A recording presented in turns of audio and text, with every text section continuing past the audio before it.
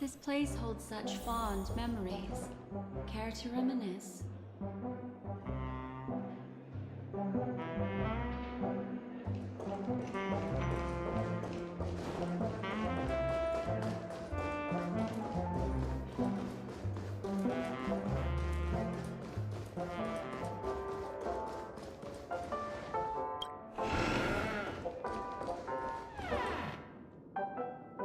Wake up!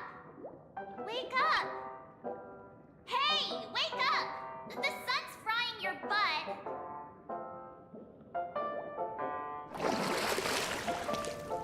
Are you okay? Can you hear me? I didn't hear a peep from your room, and it really freaked me out.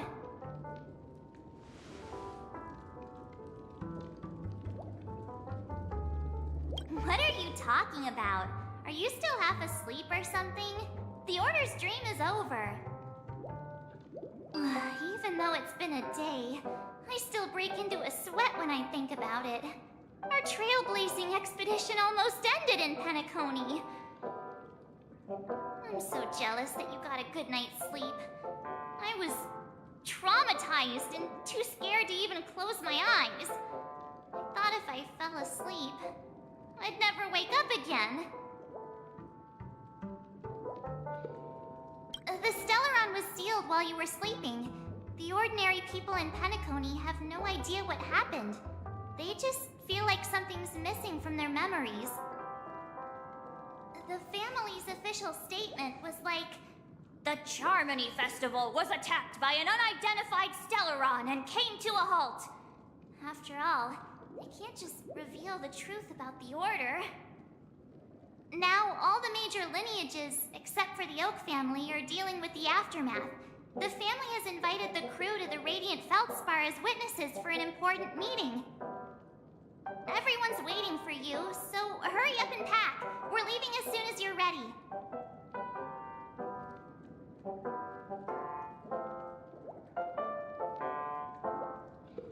It's never shown to the public. Only VIP guests of the family get to board it and enjoy the breathtaking views of Penacony. The Iris family sent us a bunch of souvenirs. Fruit baskets, plus this fancy button model. After you're back on your feet, you can enjoy them all. We are pretty much celebrities on the planet of festivities now, aren't we? The Stellaron was sealed while you were sleeping. The ordinary people in Penacony have no idea what happened. They just feel like something's missing from their memories. The family's official statement was like, "The Charmony Festival was attacked by an unidentified Stellaron and came to a halt." After all, they can't just reveal the truth about the Order. Now, all the major lineages, except for the Oak family, are dealing with the aftermath. The family has invited the crew to the Radiant Feldspar as witnesses for an important meeting. Why the sudden interest in that? Well, I was dragged into the sweet dream. I felt a cold tentacle diving into my memories. But something else was there. So the tentacle suddenly disappeared. And then I dreamed about stuffing my face with delicious food and going on a shopping spree. Sunday didn't seriously believe that was the life I wanted, right? Breaking free from that cheesy illusion was just a piece of cake.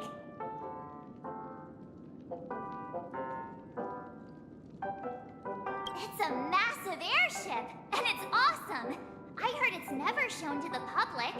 Only VIP guests of the family get to board it and enjoy the breathtaking views of Penacony. The Iris family sent us a bunch of souvenirs.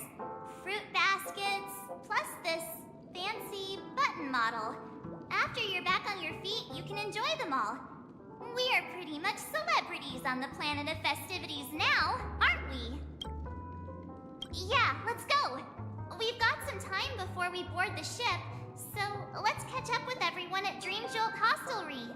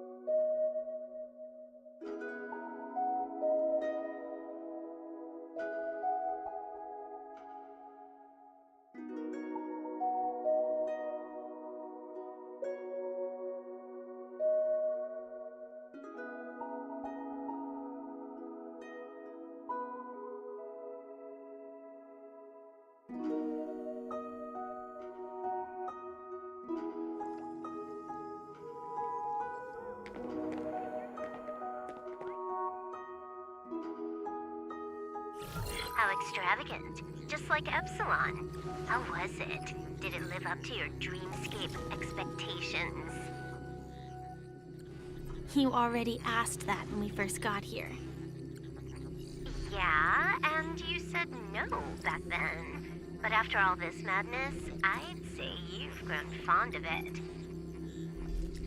Just a heads up, you're still on the Bloodhound family's wanted list, so keep a low profile.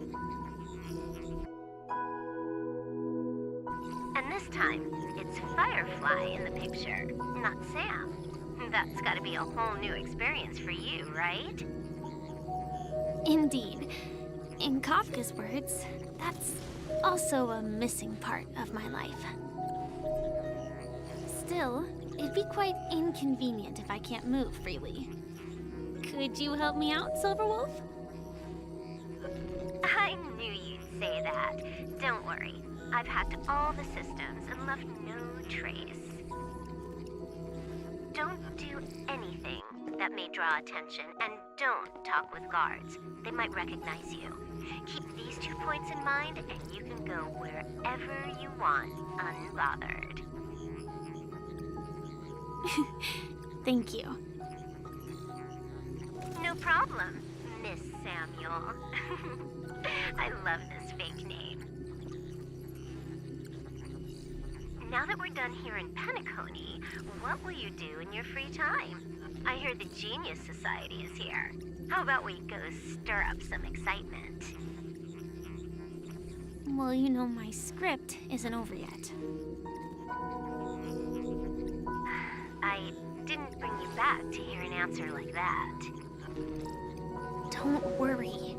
The script says that I'll experience 3 deaths, but also receive an unforgettable reward on the planet of festivities. How will I know if I don't try? All possibilities exist until the outcome actually happens, right? You may not realize it, but you have a bad habit. Whenever you seem to be asking a question, you've already made up your mind, and no words will dissuade you. Anyway, Kafka asked me to pass on this message. If you see anything fabulous in Penacony, get one for me too. Just swipe my card, you know the pin. She didn't specify anything, but I guess she means a dress, coat, sunglasses, or something else. You know better about fashion than I do. Sure, I'll keep an eye out. There's tons of options at OT Mall. Do you think she'll like trinkets, like hair accessories or brooches? Those sound more like something for young girls. Maybe you should keep them for yourself. Oh, by the way, Blade didn't explicitly say it, but I think he was trying to say something like, temptation will show up again in Penacony. He's always so subtle with his words. Got it. He was just worried about me. Relax, Silverwolf. You know me. I won't do anything crazy. I just want to wander around and see more of the world for myself. I want to buy some oatcake rolls. I've had a cake roll every day since I arrived in Penacony, from the first day to the last. But today, I'll buy 2 and give you 1. And if you don't like them, I'll enjoy double the pleasure. Or I can bring one to Kafka, as she never refuses. Or maybe I'll give it to Blade. He'll appreciate it. That's not written in the script, right? But as you see, I have added new footnotes to my destiny.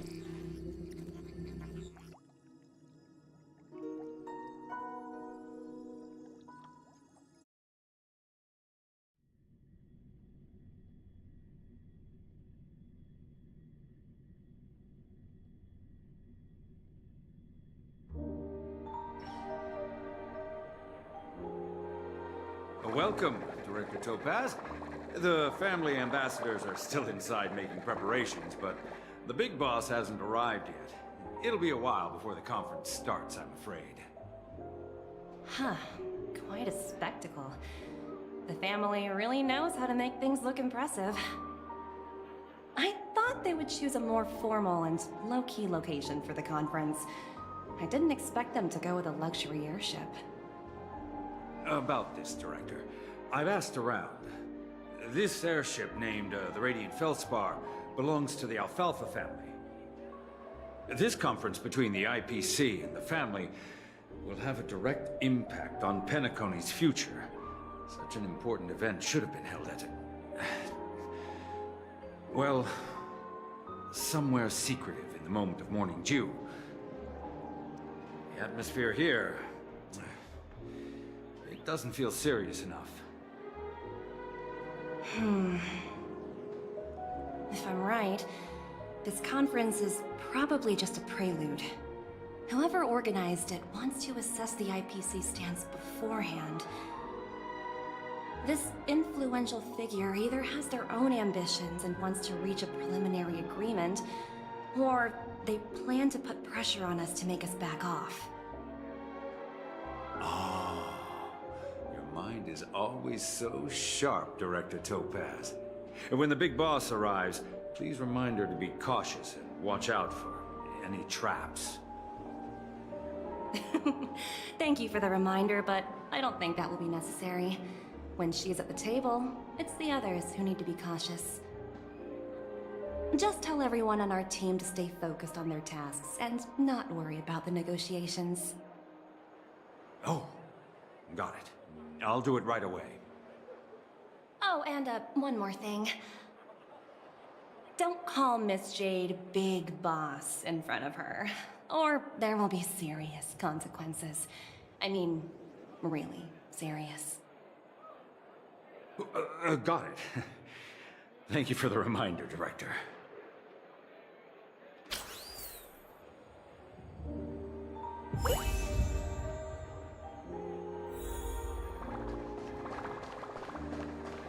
Tripped and fell right here. Just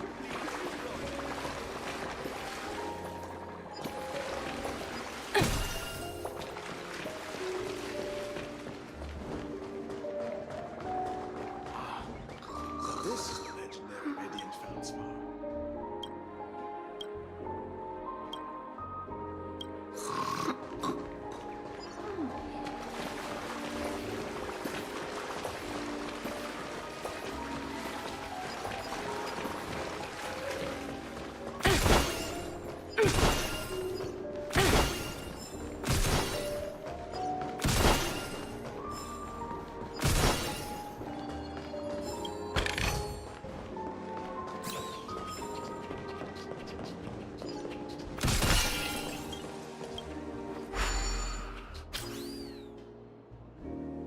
None of the important figures have arrived yet. Huh. Looks like the conference won't be starting for a while. Such a bustling place. I think I'll take a little walk around.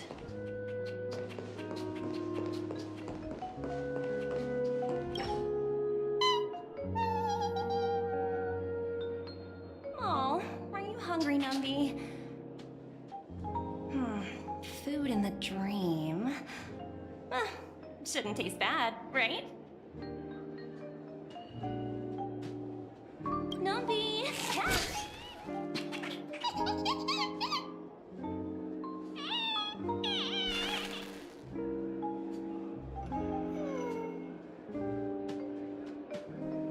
Ooh, oops, not to your liking, huh?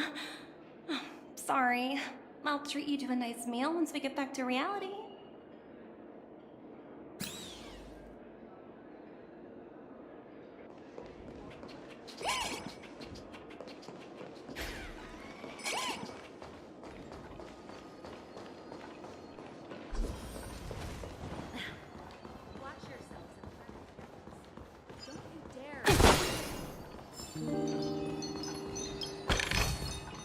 Oh, free stuff.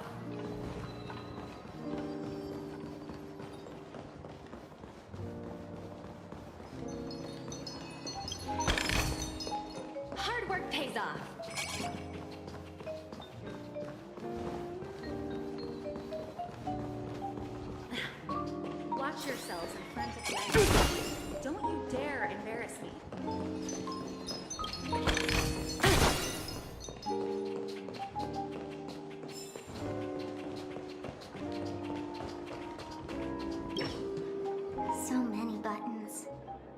How many centuries would it take to press them all? Huh. Didn't expect those pooches to actually recycle them all. Huh? What are these?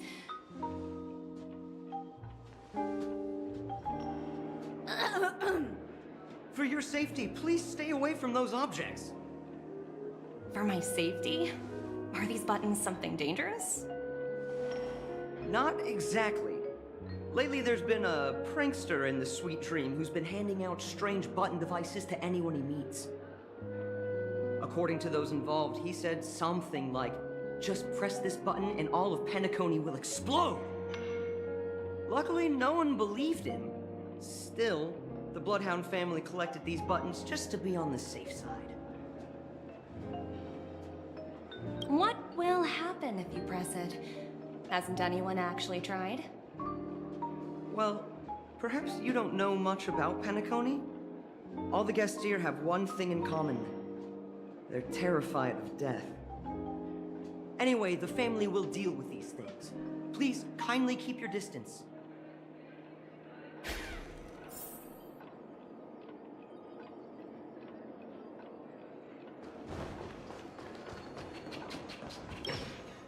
Greetings, madame. What can I do for you? Hello. Could you tell me more about the Radiant Feldspar? I assume you are the ambassador of the IPC Strategic Investment Department. It's my honor to assist you. The Radiant Feldspar is owned by Mr. Odie Alfalfa, head of the Alfalfa family. Mr. Alfalfa invested a significant amount in building this luxurious airship an Ember era ago, and it has been sailing across the 12 hours of the dreamscape ever since.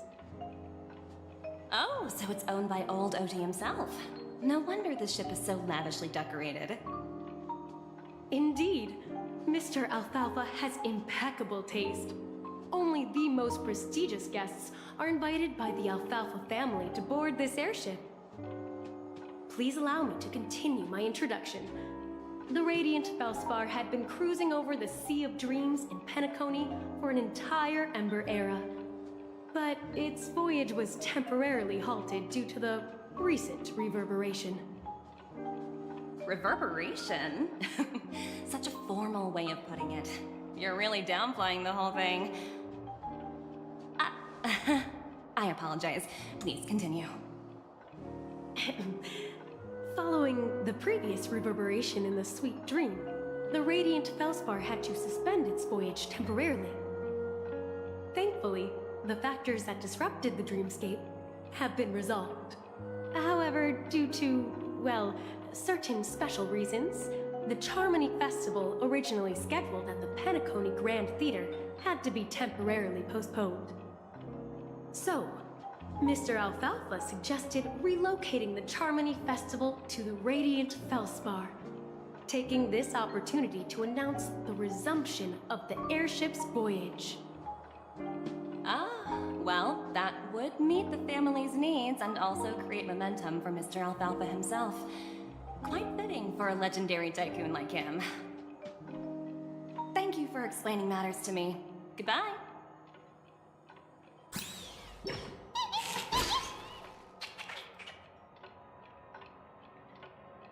Hello? The Talent Motivation Department? Again?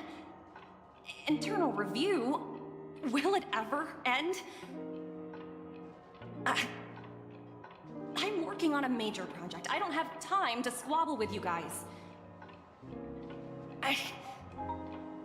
The way I handled the Urillo case was approved by senior management, and all of the project logs and calls are complete. Can't you check on them yourselves?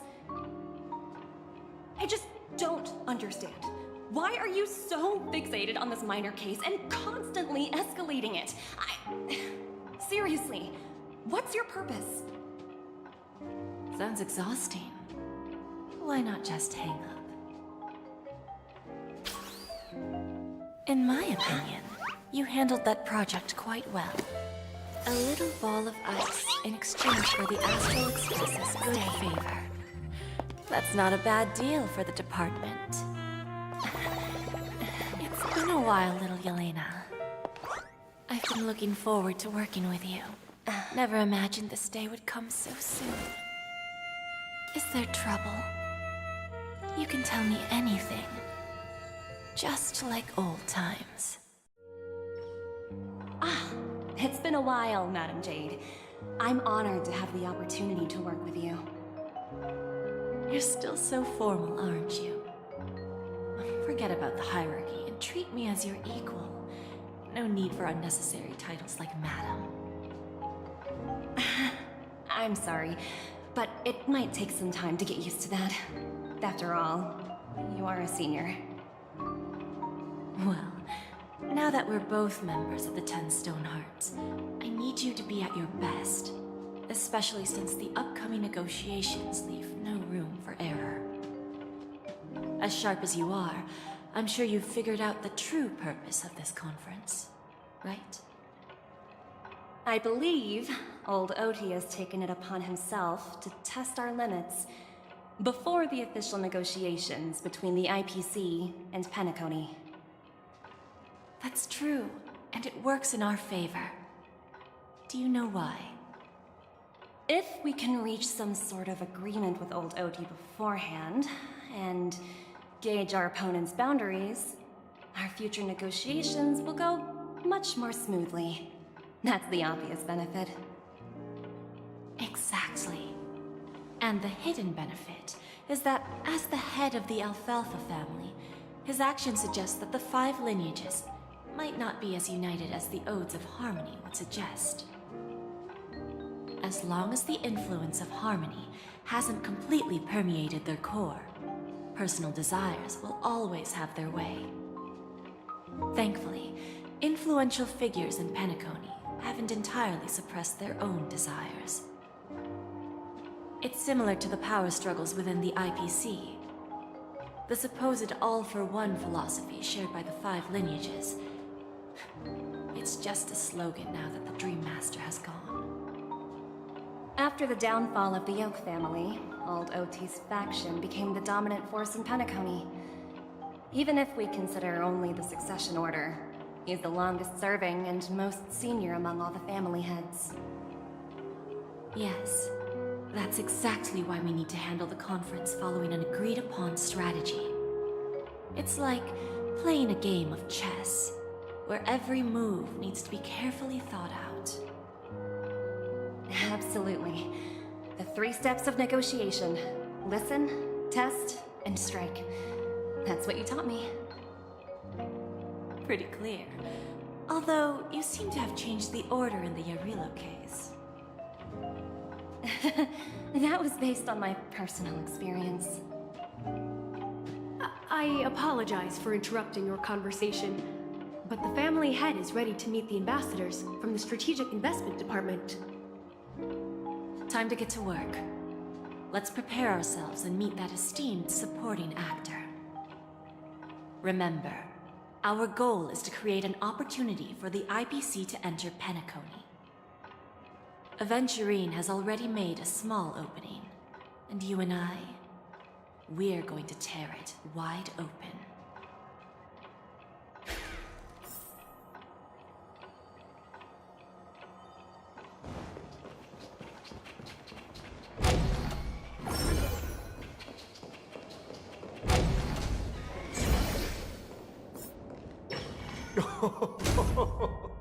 Welcome aboard my ship, the Radiant Feldspar. Smart and charming ladies.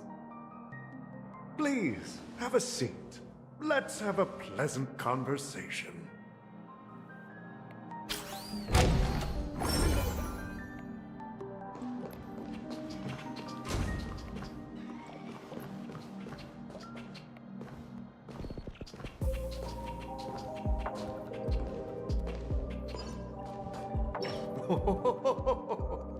Welcome aboard, my dear ladies. Forgive me for any lack of attentiveness that might have led to a lengthy wait outside. No problem at all, Mr. Alfalfa. It's my honor to meet you in person. You may not be aware, but the book Odi Alfalfa, the biography, is a must-read for all Strategic Investment Department employees. After After all, to many, you are the legendary figure who single-handedly built the Penacony economy. I expected no less from the 10 Stonehearts from the Strategic Investment Department. You're definitely skilled in the art of conversation. I always enjoy talking to smart people because we don't have to beat around the bush. We can just get straight to the point instead. Since I invited you IPC ambassadors on board, I'm sure you've figured out the topic I'd like to discuss, yes? The future of Penacony, if I'm not mistaken. Precisely. Those few words represent a terribly complicated situation indeed. Let's take that golden-haired guy who's not showing up, for example. He put in great effort and almost got himself killed. But what was it all for? Wasn't it eventually to create an opportunity for you IPC to regain control of the precious Astana? The wisdom and experience you've accumulated over 10 Amber Eras are truly impressive. Let's assume your assumptions are correct, Mr. Alfalfa. How would you respond to the IPC's actions? I appreciate your composure, Miss Jade. You must have witnessed much in your worldly experiences. However, perhaps you don't know much about Penacony. Old Oti won't sit idly by when faced with a greedy wolf.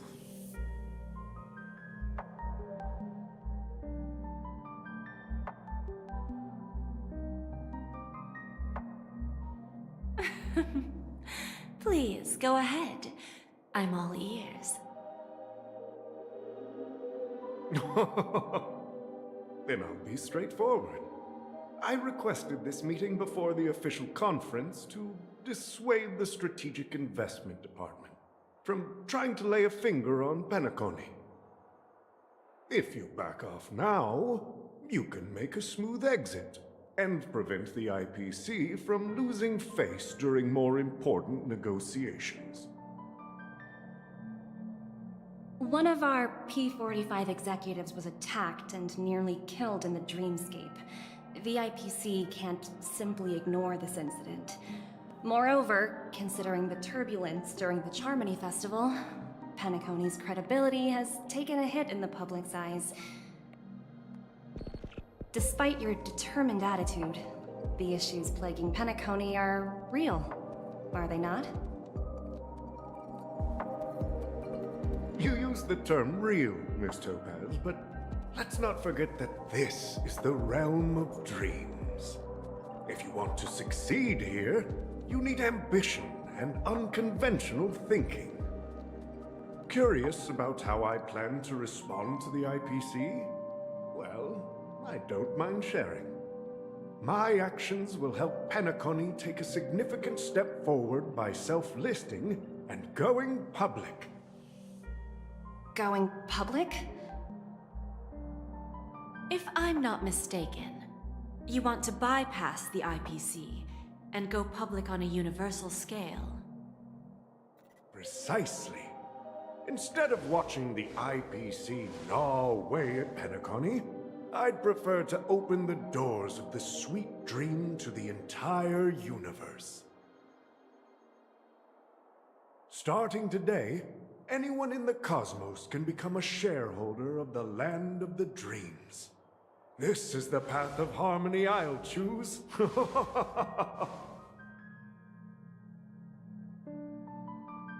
This reform should have been implemented earlier, but unfortunately, the Oak family were a bunch of blockheads blinded by order. Their level of intellectual flexibility doesn't even come close to an old fellow like me. Thanks to the little reverberation earlier, the biggest obstacle between me and my reforms has been eliminated.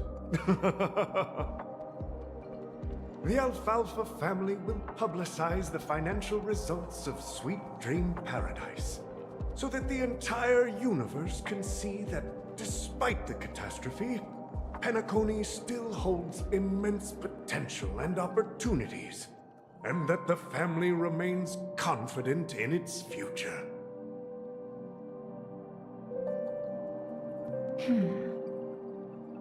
Crisis and opportunity are two sides of the same coin. So, you've been waiting for the right moment for Penacony to regain the spotlight. And if Penacony should seize this opportunity to overcome adversity, even if the IPC tries to intervene, every move we make will be scrutinized by trillions of people.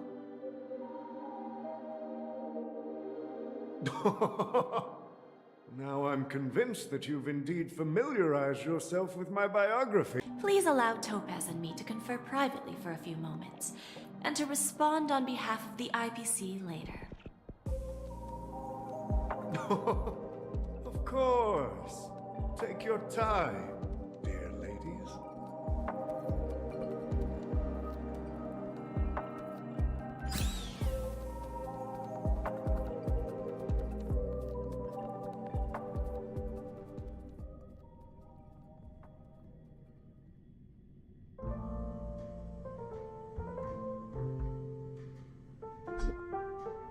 The Alfalfa family had a meeting with the IPC?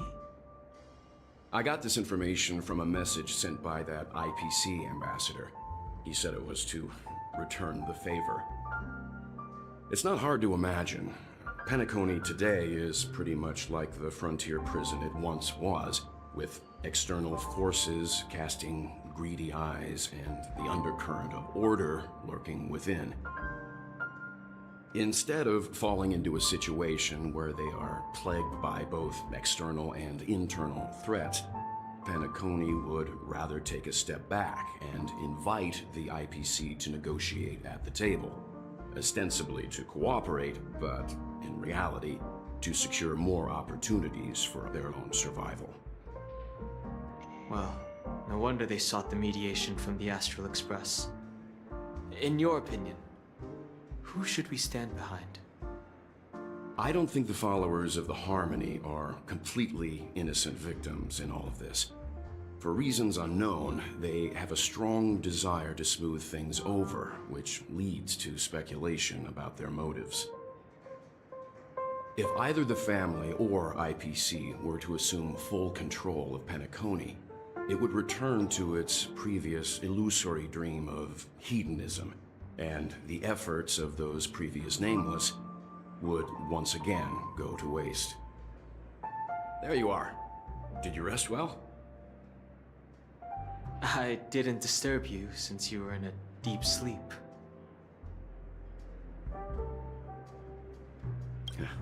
Even long dreams eventually come to an end.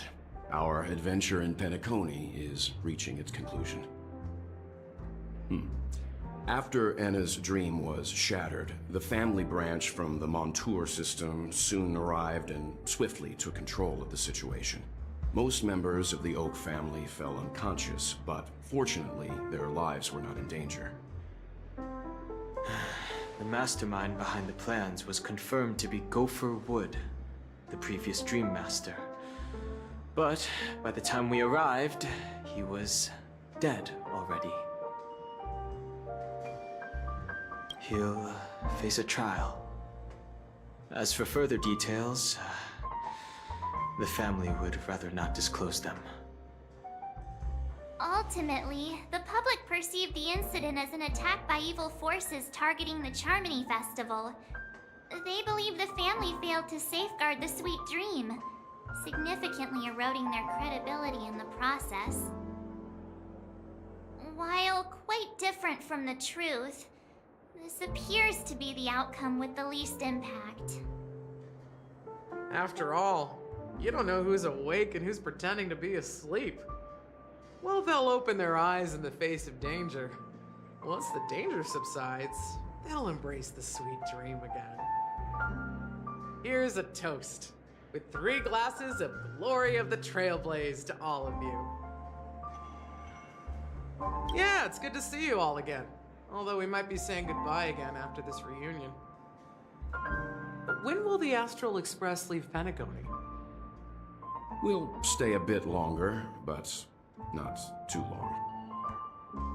So, this is our final meeting then? If this is a farewell, then it seems to be missing something. Music? Atmosphere? Maybe a special drink to honor those who are not here. Let's see. The mixed drink should be solemn, dignified, and unique, as we'll use it to pay respect to those fallen heroes. To the nameless, resting in peace, and to Gallagher.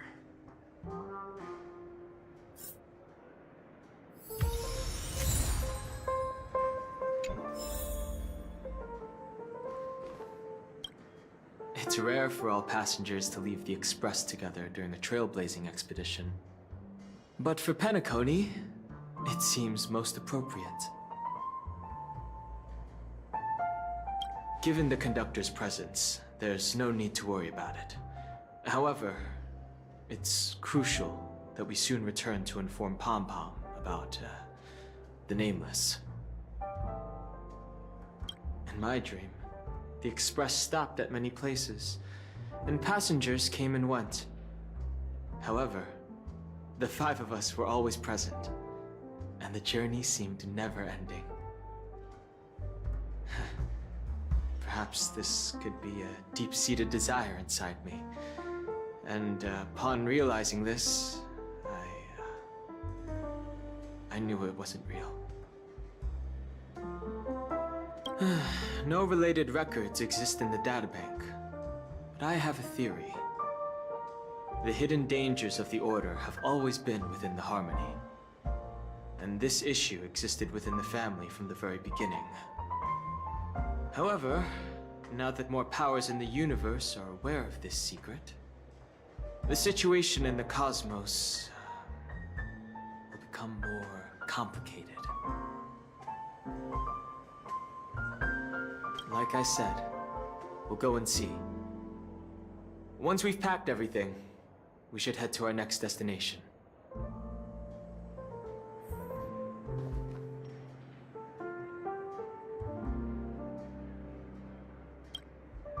This trailblazing expedition has been thrilling and memorable. Hopefully we've all gained insights about ideals, paranoia, clarity, and dreams from the experiences we've had. One bird longs for the earth and the other longs for the sky. Even if Robin had to stop her brother with her own hands, she won't give up on him. However, facing punishment from the Harmony is inevitable. He will face a trial. As for further details, the family would rather not disclose them. Since the family took up residence in Penacony, the Order has been hiding in plain sight under the guise of the Oak family, using the Stellaron's power to strengthen their hold on the Sweet Dream, which eventually resulted in disaster. That's the claim the family makes. Whether they were truly unaware of all this is a delicate matter. Venturine's efforts finally earned the IPC a seat at the table. As a result, a more senior representative arrived in Penacony and initiated negotiations with the family. As far as the Astral Express is concerned, the IPC will make for an invaluable ally during the negotiations to prevent Penacony returning to its former ways. Well, it was somewhat surprising. In that dream, I returned to my homeworld and reunited with my long-lost friends. And for some reason, Acheron resurfaced in my mind. When I realized that her conclusion was not preserved in memories, I became aware of the bitter truth. The conclusion of a journey can often be sorrowful. All we can do is to try to make sure it ends on a happy note.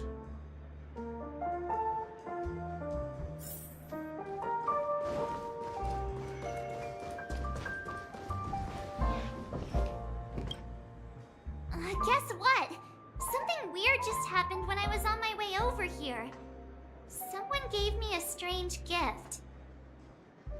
So I unwrapped it and found out it was a button with a message on the back. Just press this button and all of Penacony will explode. This sounds terrifying. Of course not. Who would press something like that? By the time I turned around, the person had already vanished. So I handed it over to a nearby hound. I heard there were many similar reports before the Charmony Festival started. I'm really worried about the future of Penacony.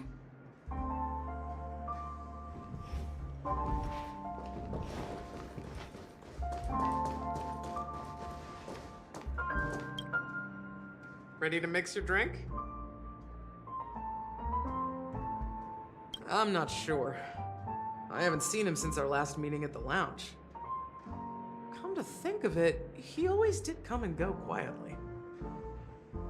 We used to discuss everything here. But every time he'd leave, I'd realize that I didn't know him at all.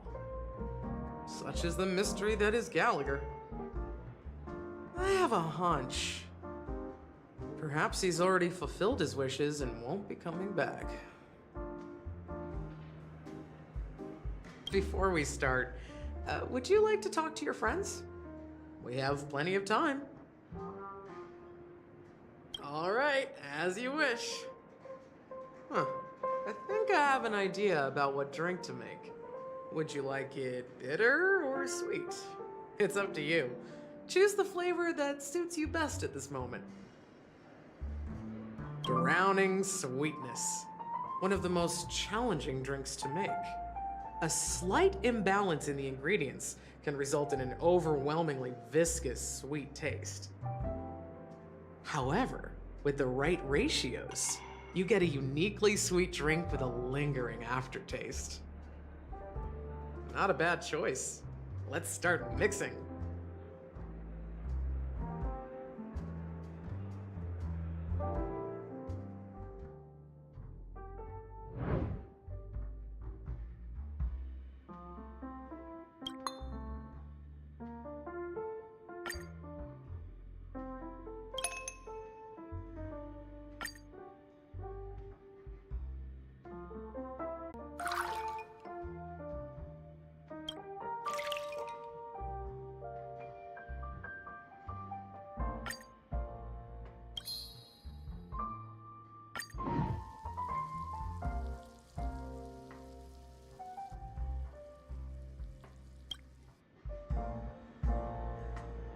Words always fall short.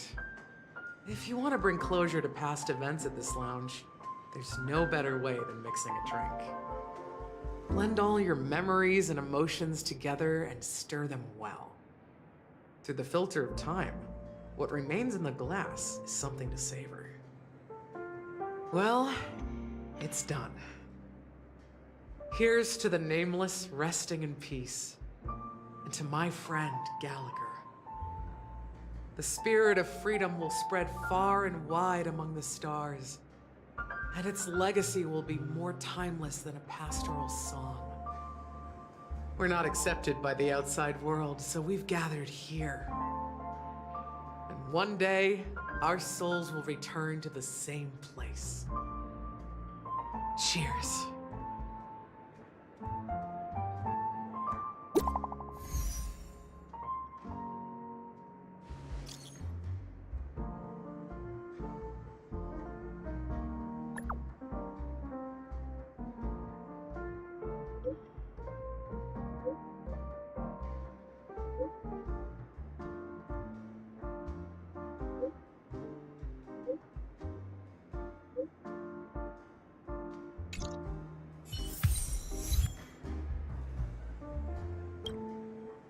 Oh, are you leaving?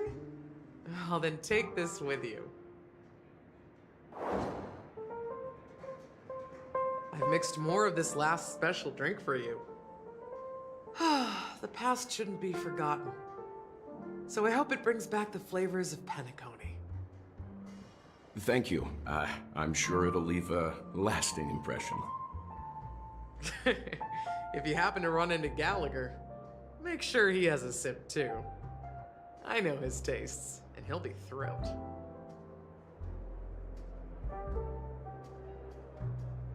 Then, I guess you won't be seeing him.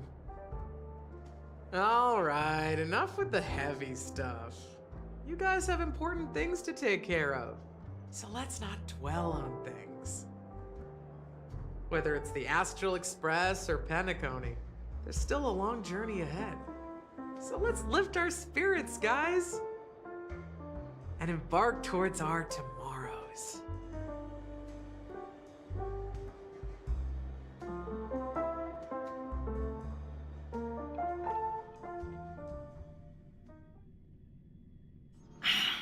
Old Odie is a tricky opponent.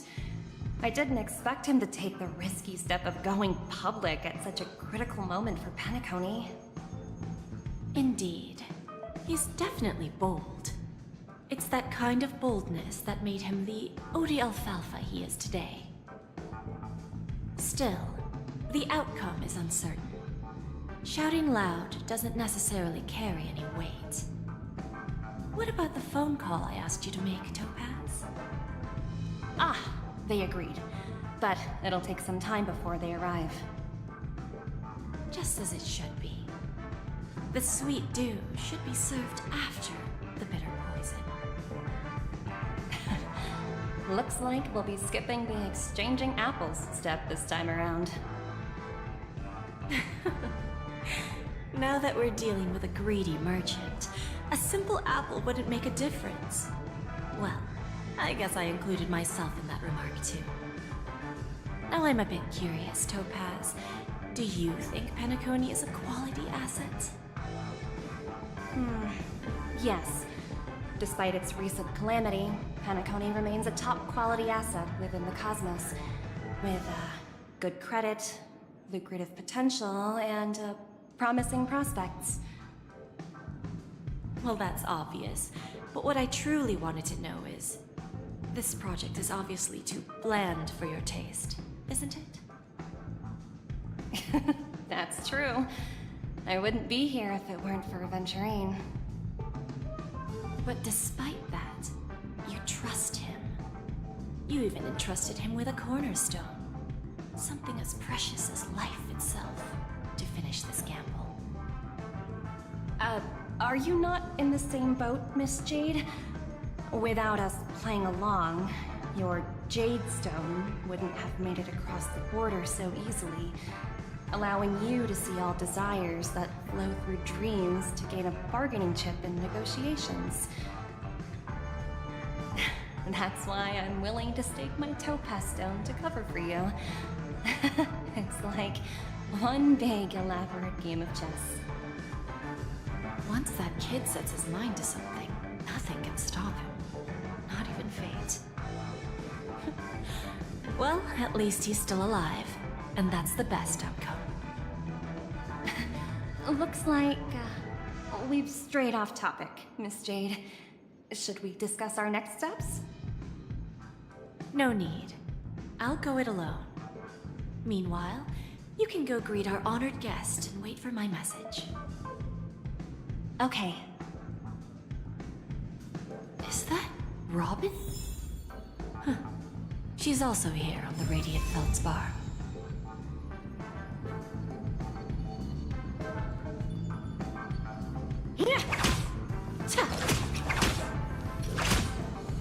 There's a good child. Do as you're told.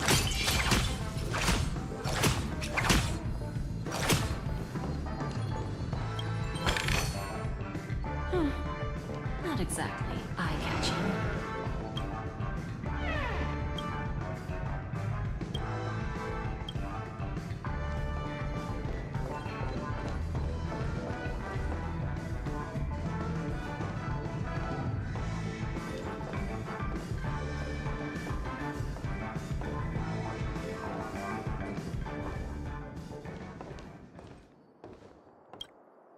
Greetings, Miss Robin. I didn't expect to meet you here. Miss Jade? Greetings. The opening ceremony for the Charmony Festival has been moved to the Radiant Feldspar, so I'm here making some preparations. How about you? Have you spoken with Mr. Alfalfa? I'm actually on my way to meet him right now. Do you know him well, Miss Robin? Unfortunately, I've never met him. I've only heard a few comments from the former head of the Oak family. Mr. Alfalfa is respectable when it comes to business, but in other respects, I can't say the same. Where do you think the future of the planet of festivities is headed? I believe the sweet dream will see its rebirth, just like the Radiant Feldspar resumed its voyage. The Harmony needs a new direction. Only by bidding farewell to the past can we actually sail into the future. There are no permanent allies or everlasting enemies. So let's both take what we need from this deal. Naturally. I'm looking forward to your performance. See you at the festival. See you later, Miss Jade.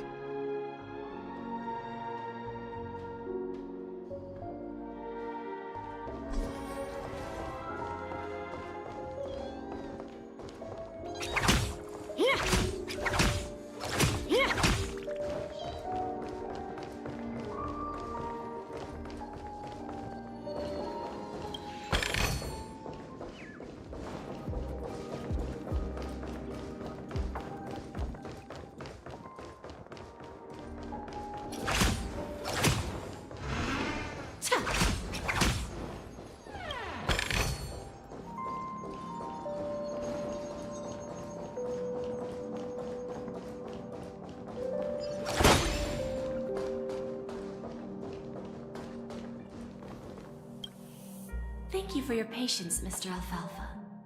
Let's continue our discussion. Figured out something already, Miss Jade? But where is Miss Topaz? Topaz says something else to take care of. You'll be seeing her later. Talks can still continue between the two of us. Is it just me, miss? Your tone sounds very different now. I need to set a good example for my junior.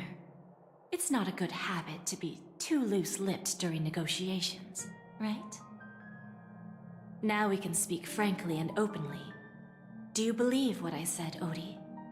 You're not the only merchant who has seen the changes in the cosmic market over the past 10 Amber Eras. Interesting. Now that's interesting. Good. It's good to be straightforward. Openness and transparency are my things. So, tell me, what's your next move? Unfortunately, I'd like to speak the harsh truth before laying out my plan. Let's cut to the chase. First, your plan won't work. Penacony has no way of sidestepping the IPC and going public. Second, you can't stop the IPC from entering Penacony. We've got all the time and connections in the world to find a way in. We'll keep tearing down and rebuilding this place until the Asdana system gets used to the IPC's ways again. Now, I'm repeating your words exactly. If you don't want to be a laughingstock and have everyone gunning for you at the official conference, you'd better drop your little pie-in-the-sky plan. Oh, interesting. Indeed.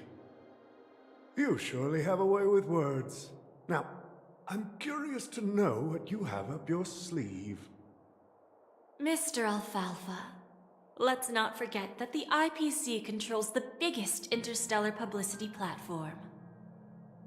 More than half the news networks in the universe take their orders from us. The moment news spreads about Penacony going public, trillions of customers will immediately receive a message like this. The family's protection for Penacony has expired. Any mishaps in the dreamscape could result in permanent brain death. Care to guess how many ways we have to turn alfalfa credits into worthless junk within a measly 24 system hours? With the entire cosmos keeping a close eye on Penacony, I assure you, it won't be too hard. You really think you can pull that off? Even from Pier Point, as distant as it may be, I'm more than capable of keeping you on a tight leash. However, if you agree to give up that half-baked plan to go public, the IPC will assure you that we'll never jeopardize the interests of the family heads under your leadership. After all, we also need allies here in Astana. The IPC can assist Penacony with financing, starting by acquiring 30% equity shares. With our financial support, stabilizing and rebuilding Penacony will be a piece of cake. 30% equities, eh? Who can guarantee you won't want more in the future?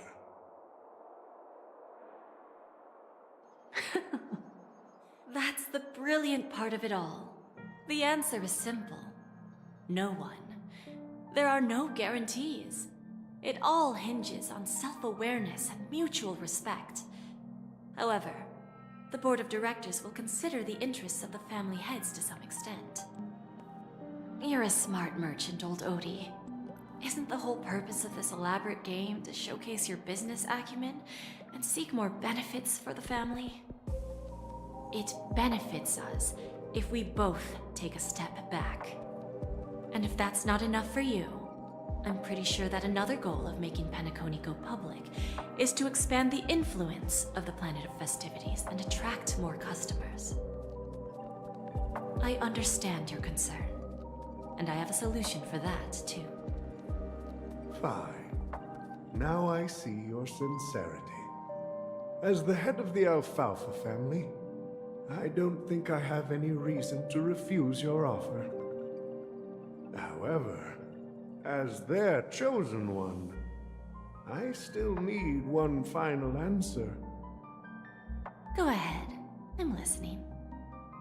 When I was a child, I heard the adults recite the tale of the ancient Ember Era, about the ascension of Shipe, the Harmony, and the downfall of Enna, the Order. The Order and the Preservation used to be close in ancient times. So, why does the IPC, as a follower of the Amber Lord, seek collaboration with the family instead of aligning with the Order? The answer is simpler than you think. It's all about credits. Everyone's favorite thing and the universally recognized currency among the stars. The IPC has the power to perpetually ensure their value. With each new world integrated into the credit system, the IPC adds another building block to its cause. Eventually, all exchanges, capital, and businesses will operate within a unified monetary system. By then, all planetary developments will be recorded in accounts with well-defined values and the ability for exchange and circulation. And the heart of everything will be Klepoth's credit.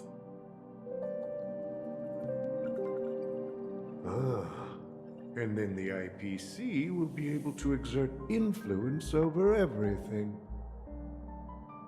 Our intention is to establish enduring preservation, so I'm sure you can understand. This universe doesn't need two types of order.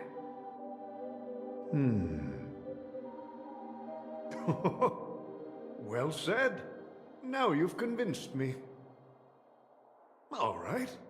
Tell me your solution. Let's see if we're thinking the same thing. Then let's continue our conversation. Please, Topaz, invite Sweet Dew to join us at the table.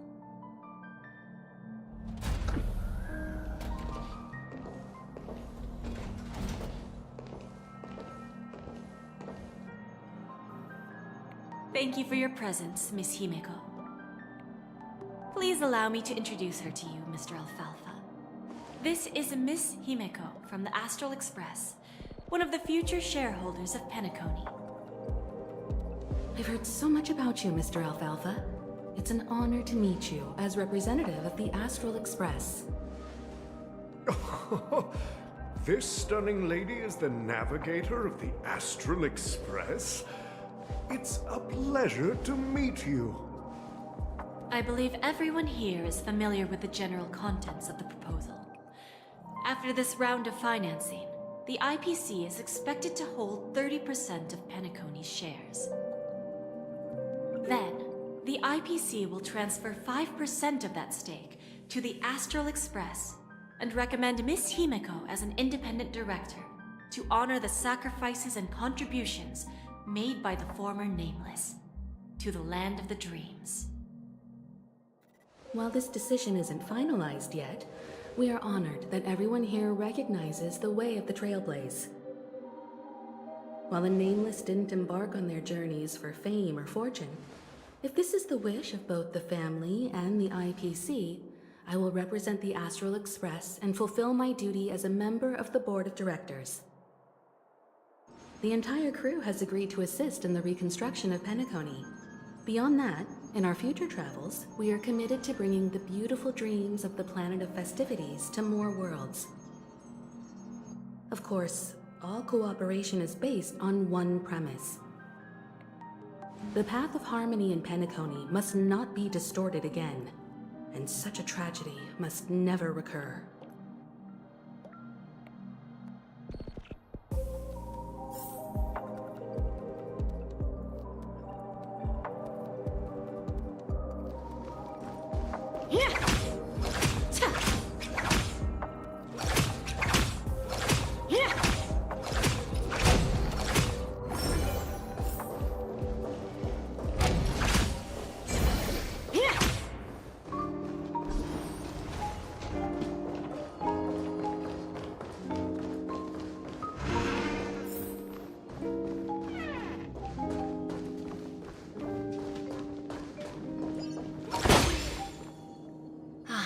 Old OT is in agreement, so the issue is settled, I presume. What about the remaining family heads? They will soon realize the situation. When old Odie answered the last question, he represented more than just the Alfalfa family.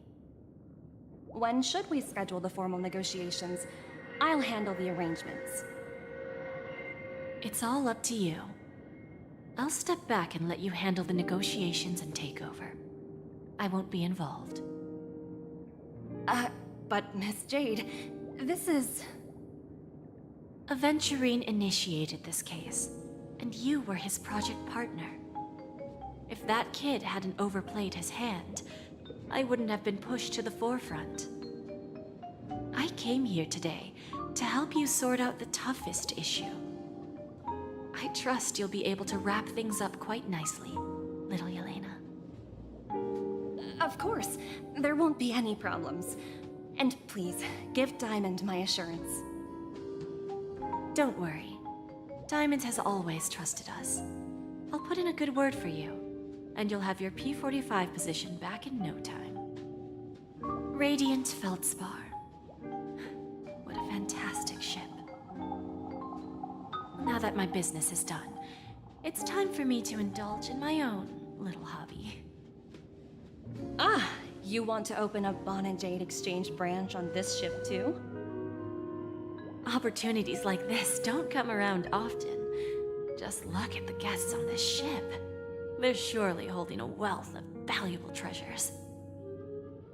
Well, I'll take my leave.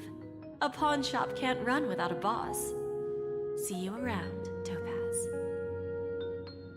I have one more question for you, Miss Jade. Go ahead. That dose of bitter poison. I'm curious as to how you found this information. I didn't find the information. It came to me. It was from a lady concerned with the future of the Harmony. In return, I've agreed to help her with something. But that's for later. We can deal with it after we leave Penacony. You see, that's what investment is all about. The seeds of opportunity are already sown. They only need a little bit of nourishment to take root. And then after, all we need to do is wait patiently. Like right now, for example. It's just about time my final guest boarded the ship.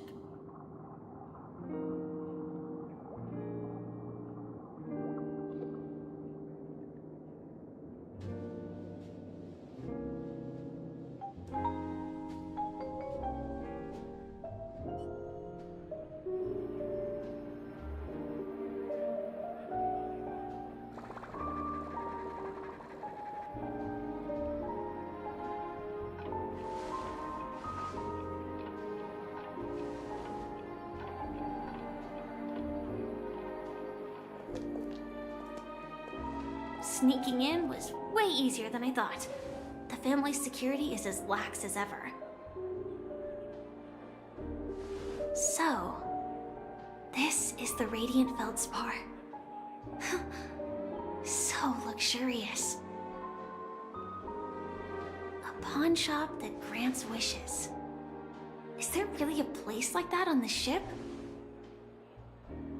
I'll find out for myself if the rumors are true or not.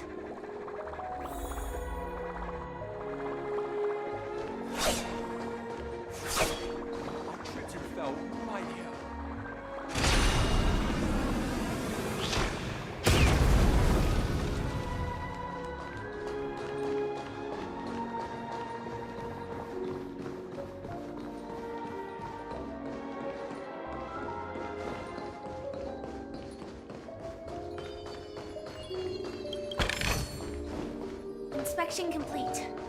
Nothing suspicious.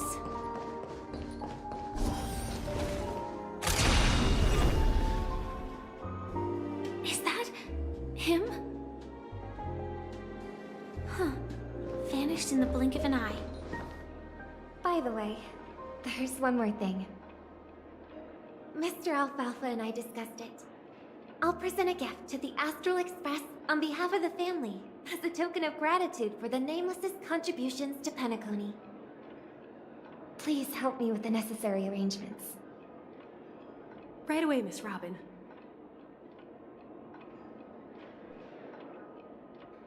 Can I ask you something? Oh, greetings, miss. Is there anything I can help you with? Do you know how to get to the pawn shop? Pawn shop? Ah, you must be talking about Lady Bonajade's place, right? I heard she offers, special services there. I've marked the pawn shop's location on your device. Please feel free to check it out. Lady Bonajade.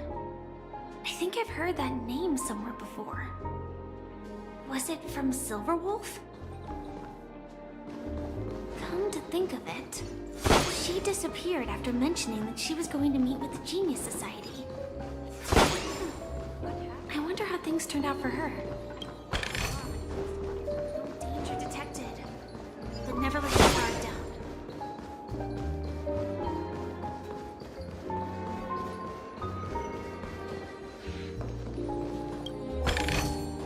Inspection complete. Nothing suspicious.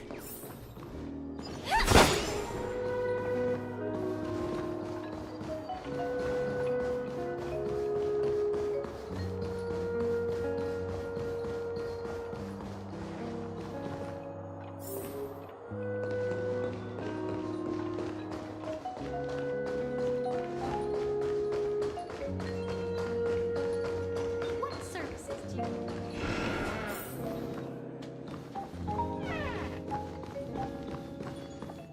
Welcome to Bonajade Exchange, Radiant Feldspar branch. How should I address you, dear lady? Just call me Samuel. Samuel. Nice name. So what do you need, Miss Samuel? And what are you willing to give up in return? I want to keep on living. And for that, I'm willing to give up everything I have. Everything you have. That's right. Everything. Miss Samuel, I think you'd best turn around. It seems you're not quite familiar with the term pawn. What do you mean? I mean it literally. I sense your burning desire to live, but unfortunately, you don't have anything of equal value to offer. Okay. A pawn shop that grants wishes. I see. It's just a marketing gimmick. That's quite a harsh accusation. I understand you may not fully comprehend what I mean, but don't worry. I'll help you understand. Go and talk to these people. They're all customers of my pawn shop. See for yourself if their wishes have come true. Once you've done that, come back to me. I'll help you understand the true meaning of pawn and make you realize what you're missing. That Lady Bonajade feels more like a money lender rather than the owner of a pawn shop. Well, I've got nothing better to do anyway. I'll do as she says and see what happens. Which one should I pop? 1, 2, 3, 4, 5. Dan Heng and Void Ranger Jive. Don't change the words. No, it's not the best time to do that. Sorry. I'll catch up with you later.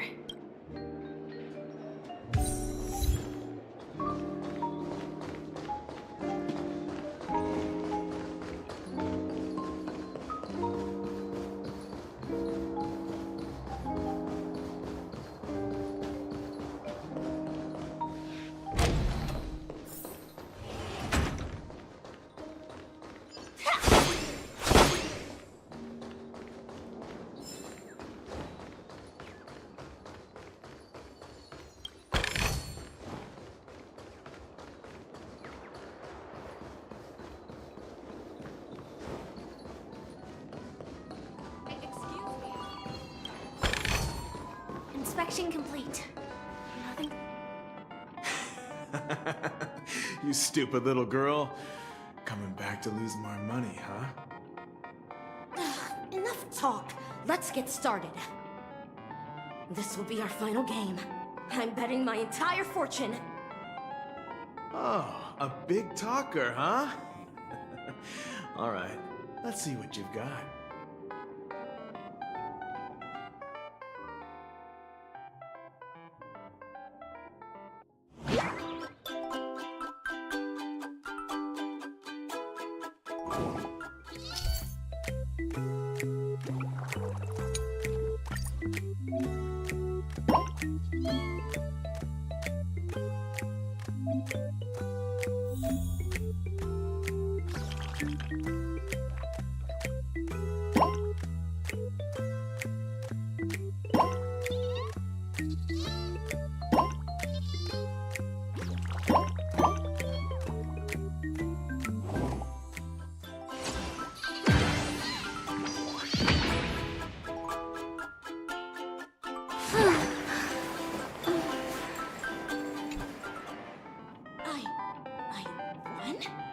I actually won!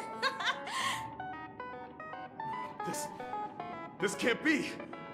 You lost to me 10 times in a row. How could I possibly lose to you at such a crucial moment? It's true! Lady Bonajade has truly blessed me!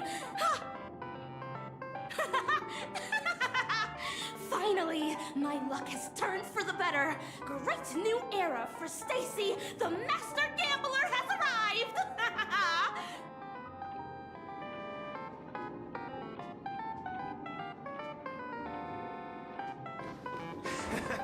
Go ahead.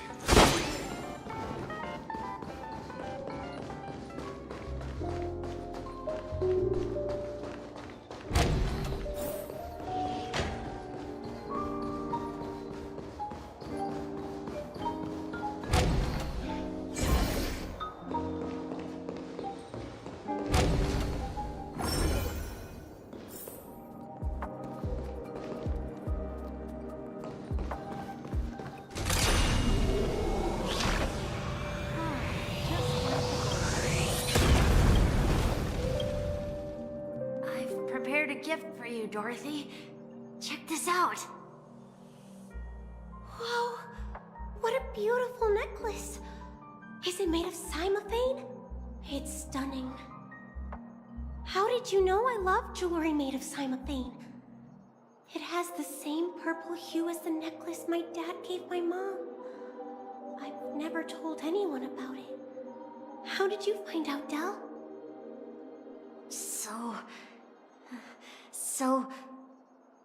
Well, will you go out with me? I will. Really? I mean, really? I never said yes before because I thought you had no idea what I liked.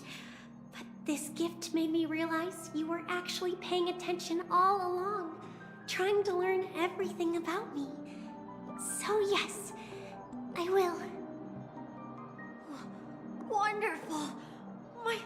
My wish has actually come true! So, shall we go, Dorothy?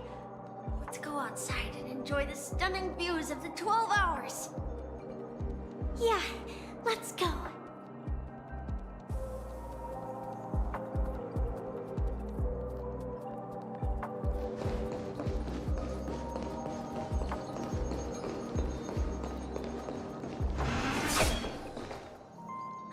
Hey, did you see that? The gray-haired one outside. Don't look around, just focus on your drink. Seriously, they look like a total lunatic. Is that him?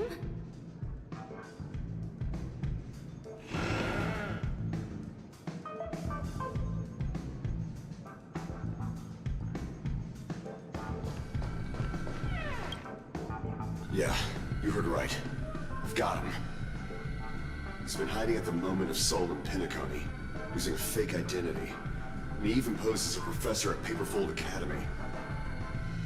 I've made a deal with the family. I'll leave the extradition-related paperwork to you. How'd I find them? Well, let's just say I had some help from an influential figure. Don't ask for the details. 22 years. Yeah. 22 years of chasing this guy all over the cosmos. You know, never thought it'd end up like this. Right here.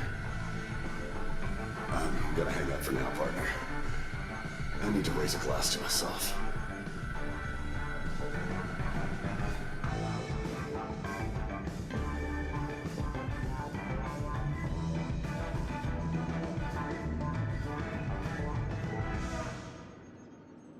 All of their wishes actually did come true. But I just don't understand. How did she do it? And what does pawn really mean? I should go back and ask.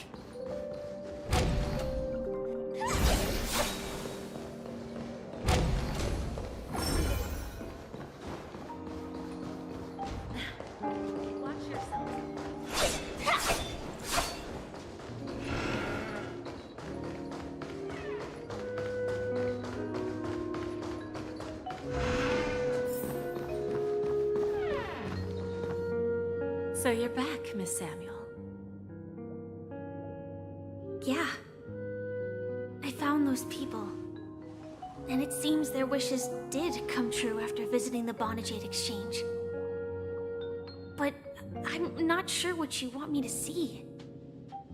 They all seem to be living fulfilled lives. Not so fast. This step was just to show you that the Bonajade Exchange is genuine. That I had the power to grant their wishes. And now, I'll tell you the price they paid. Del was from a wealthy family. He was head over heels for Dorothy, and wanted to win her heart. So he made a deal with me. He put up his entire fortune in exchange for a gift that would impress Dorothy. It was a piece of cake for me, thanks to my IPC connections. However, Del will soon find himself evicted from the dreamscape because he can't afford his room. Whether he can bounce back from poverty, well, that depends on him. Let's just hope that necklace will keep the relationship from crumbling. Then there's Stacy, a lady with a gambling addiction. She wanted some serious luck, but she had nothing to offer, so I took something else instead. I took away all her close relationships. From the moment she stepped out of the Bonajade Exchange, every casino in the cosmos would remember her name. But her parents and siblings would sever ties with her, and it would be impossible for Stacy to make any real friends again. She will accrue a vast wealth due to her good luck, but she'll never be able to use it for the people who truly matter to her. As for Detective Walker, he spent 2 decades chasing down a wanted criminal for some heinous crime, but he never caught the guy. In his desperation, he came to me. He offered his own memory system as collateral.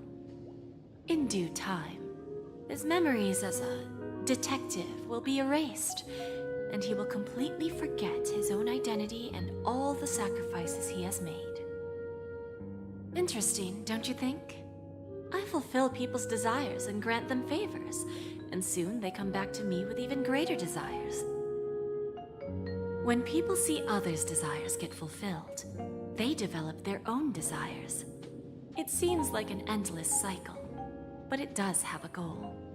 In the end, I will get what I desire from this whirlpool. And patience happens to be one of my greatest strengths. So now, do you understand what you must give up, Miss Samuel? Or should I address you as AR-26710, a remnant of Glamoth's Iron Cavalry? I'm not surprised. You are much calmer than I expected. Entropy loss syndrome. Truly an unjust misfortune, isn't it? The higher-ups in Glamoth implemented such a failsafe within the genes of their warriors, just to make sure the Republic's most powerful weapons wouldn't fall into the wrong hands. As for the price, those Iron Cavalries weren't exactly seen as regular, independent humans, so there wasn't really a price to be paid. However, you are different. You're now a Stellaron hunter, a living being named Firefly. Naturally, you want to continue your existence, but with the firmament front gone, the people who know the secret and can cure the disease are nowhere to be found. Are you suggesting that the IPC has a remedy? Well, there might be a silver lining. That's all I can say for now. I see. It's no wonder you said I can't provide anything of equal value. Because nothing I own holds any meaning. So, you're going to ask me to personally restrain my partners to ensure my own survival? Unfortunately, that's not quite the case. Partners. A nice way to put it. Now I'm even more curious about the Stellaron Hunters. Each of you has your own identity and a special bond with each other. It's strong and intimate, and yet it allows for independence.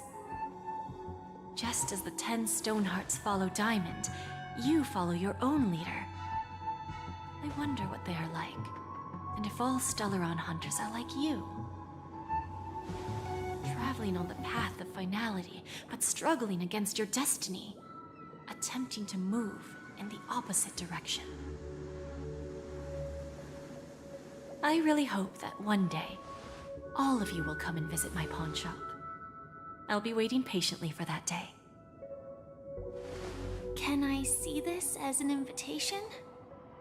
From Diamond to the Stellaron Hunters while keeping the IPC in the dark? Consider it more of a personal offer from myself. It doesn't represent the IPC or the Strategic Investment Department. The Stellaron hunters have interacted with the IPC, but not the 10 Stonehearts. Our paths have never crossed. As for your offer, I can pass it along to my partners. But I have a question. You know who I am. And you must know that my partner is keeping an eye on this room. If she wanted to, she could let the entirety of Pierpoint know about it within a few mere seconds. What drives you to take such a risk and extend this invitation on behalf of Diamond, even if it could lead to your downfall? Simply put, you and I are the same. However, unlike you Stellaron hunters or the Astral Express, we band together merely to obtain what we want. Each of us has our own past and destined ends, and on this journey, we have been invited by Diamond to join him. This journey could be either brief or long, as each of us carries a void in our hearts that can only be filled from the outside. So, Diamond made us a promise to divide the power of the Emanator of Preservation into 10 pieces and give each of us a cornerstone to fill that void. Mortal flesh is fragile, yet my heart is unyielding like the monolith. For without this resolve, the way of preservation would fade into oblivion. So, you understand? This pledge goes beyond a mere oath. It's our collateral in exchange for opportunities, wealth, survival, and a future. And whatever we gain from it will fortify the Stonehearts in return, allowing us to achieve the great cause of the preservation when the war among the eons eventually comes.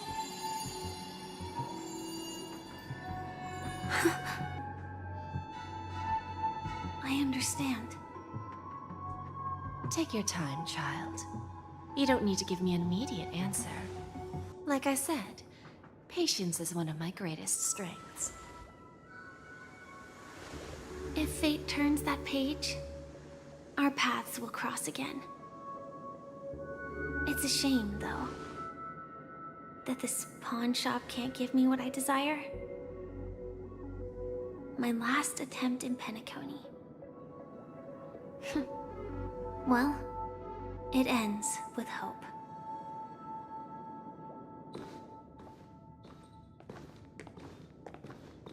Lady Bonajade? I've come to deliver the collaterals promised.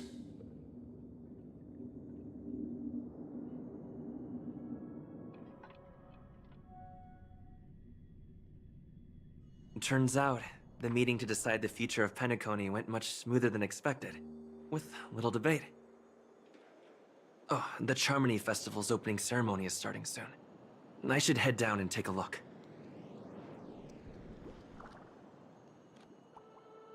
This airship has quite a few treasures. A bountiful harvest.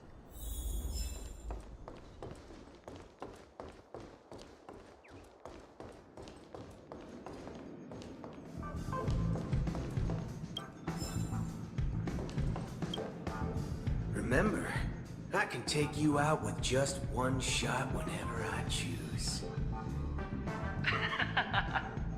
Oh, that'd be my honor. Don't worry, I hate cheating at the table. You better. Ah, look who's here. The great hero of the Astral Express. The most dazzling trailblazer in all of Penacony.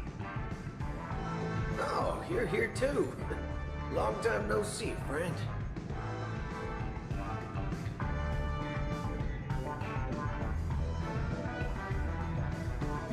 This fella is also tracking down that son of a gun. What's that saying again? The enemy of my enemy is my friend. Let's set aside those under-the-table dealings for now, partner. Don't want to spoil the festive mood of the Charmony Festival. I agree. Now let's congratulate Mr. Trailblazer. I hear the family intends to thank the crew at the Charmony Festival. It's a real pity I can't personally be there to witness this. Well, my job was just to give the IPC an opening. Other things aside, achieving this. While you were at Dreamflux Reef, we were actually close by. We wouldn't have been able to dig up so much dirty information without the help of a knowledgeable friend. But that emanator didn't pull any punches. My body couldn't hold out too long. Otherwise, this would have been settled in a much cleaner manner. No problem. And punishing the wicked and eradicating evil is a top priority. Would have been strange if we sat it out. Making entries like that, us Galaxy Rangers are making a comeback. Reckon you'll meet quite a few followers of the hunt on your journey. Do me a favor, pass on my regards, will you?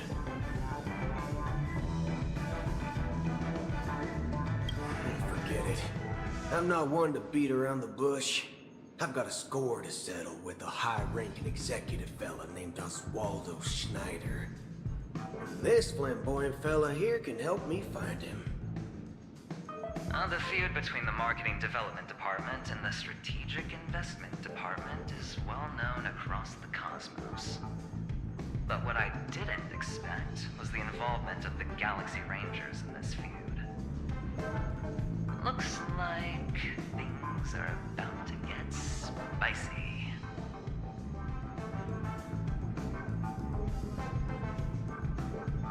Thank you. And I also hope you enjoy yourself, great hero of Penacony. I'll pass. But I do hope you guys have fun. If you don't mind, let's play a few rounds next time.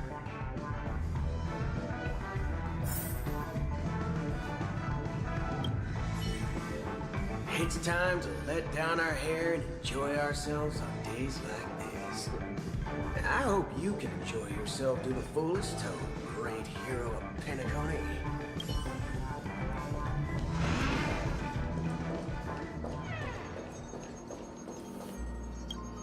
Ah, yes. I remember you. Your performance at Herta's space station was adequate, I suppose. No wonder that gambler likes you so much. Don't try to emulate that gambler's penchant for attempting to be overly clever. I'll let it go this time, but this won't happen again. Very well. The Charmony Festival is about to commence soon. Take advantage of this unique opportunity. A blend of work and play is essential for superior knowledge absorption.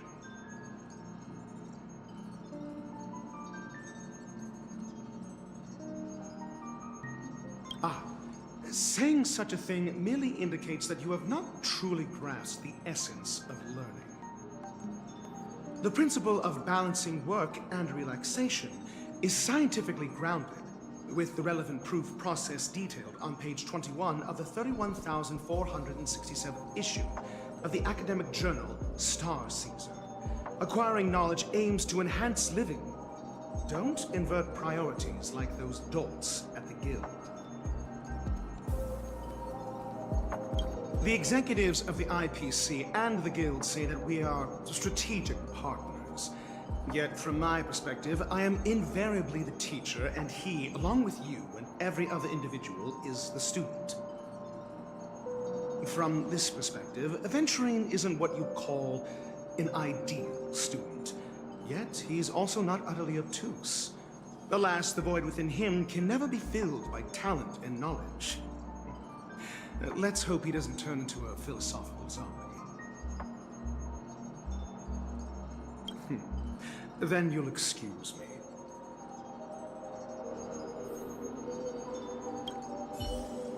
I detest noisy gatherings, as they intrude upon my thoughts.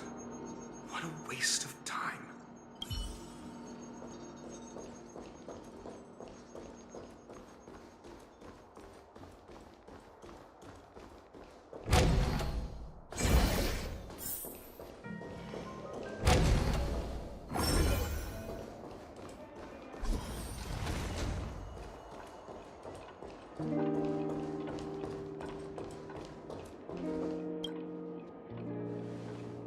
Well, if it isn't my old friend. It hasn't been long, and yet, here we are again. How are you?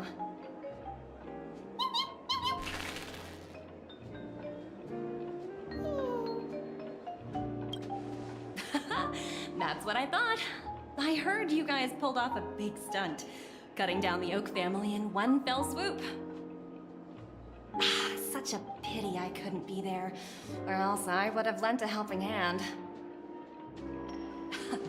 Look how bustling this ship is. Not bad. Someday when I'm less tied up, I plan to host a grand party on my eco-ship, and you'll all be on the guest list.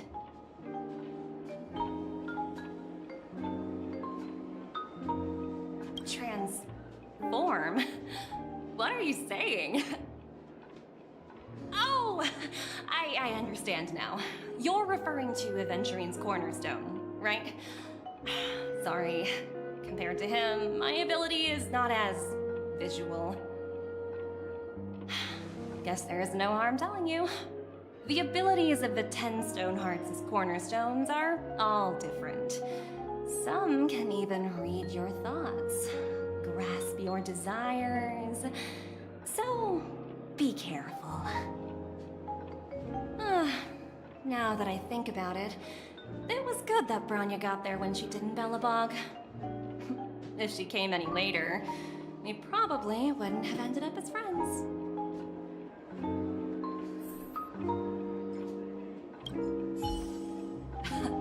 Look how bustling this ship is. Not bad.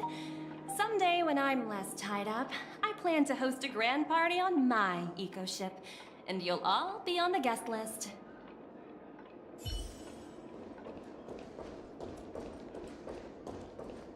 What services do you require?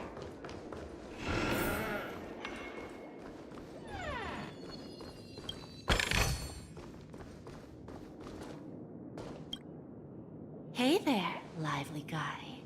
Welcome to the Bona Jade Exchange. What should I call you?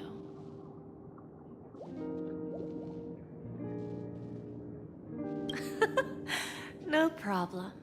Let's just use this name. So, Mr. March 7th, what do you wish for? And what are you willing to sacrifice for it?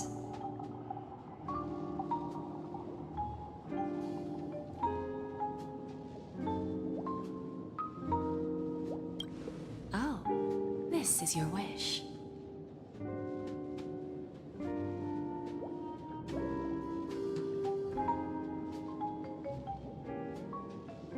Sounds simple enough. Very pragmatic. Then, let's discuss the cost.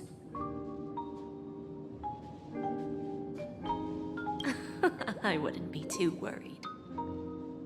To fulfill this wish, the thing I need is simple. The tail of an animal. Well, it's a two-legged animal with black fur, a round head, and long ears. It's omnivorous and is prone to mood swings.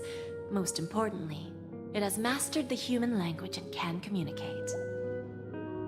Bring its tail to me as collateral, and your dreams will come true.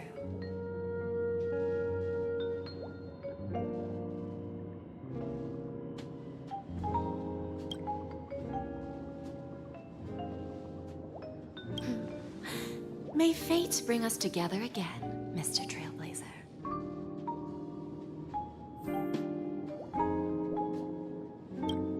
May fate bring us together again, Mr. Trailblazer.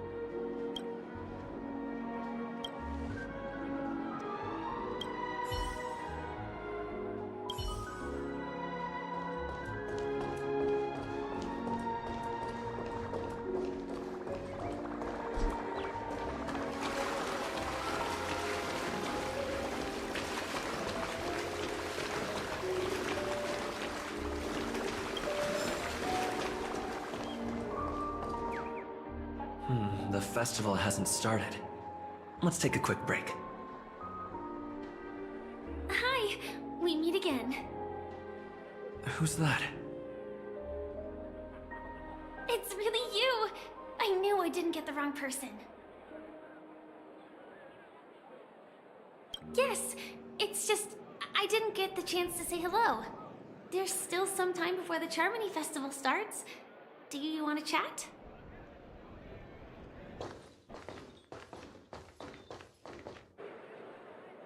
Two murder cases, a showdown with the IPC's ambassadors, the legacy of the Nameless, and a remnant of the Order who wishes to replace an Eon-created paradise with a dream.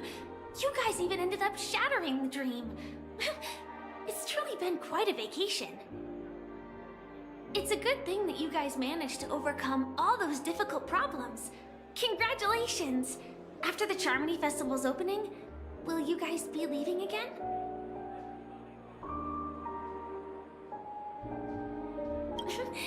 There will always be somewhere. After all, you guys are on the path of the trailblaze. Before joining the Stellaron Hunters, Elio told me that this journey will tell me how to live on. That's all he said. As for the rest, it's up to me to find out. So, I'll pay extra attention to any leads that will let me live on. This trip to Penacony is no different. Yes, sadly I was looking in the wrong place. But I did reap some rewards. Do you know Miss Jade from the IPC's Strategic Investment Department? Bonajade Exchange belongs to her. She told me her price, but... No. But what she wanted wasn't my answer either. Of course I want to live on. But... what fate owes me? I want it paid back, not passed on. No one else should be involved because this is a grudge between me and fate. Speaking of which, actually, I feel that I still owe you a formal apology for that matter with the performer of the Iris family. Even the smallest of lies can turn into a betrayal as sharp as a blade. I'm sorry.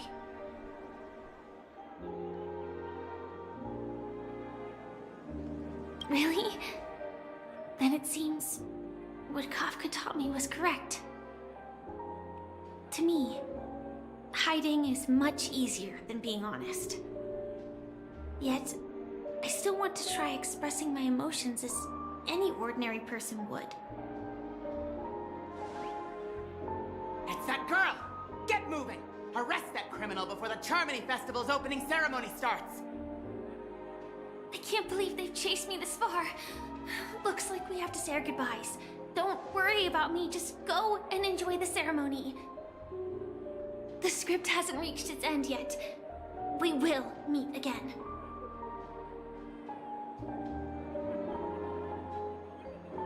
I hope she's okay. But if it's only those two hounds again, she'll probably be fine. I'll send a message later to check in on her. Let's go attend the Charmony Festival first.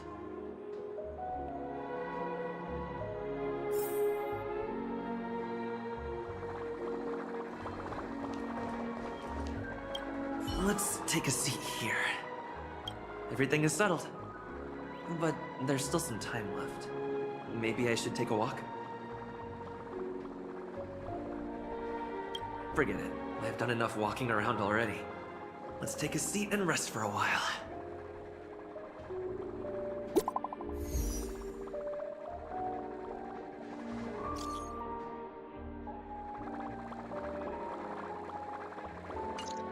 Looks like I don't have to worry about her. Let's wait for the opening ceremony to start.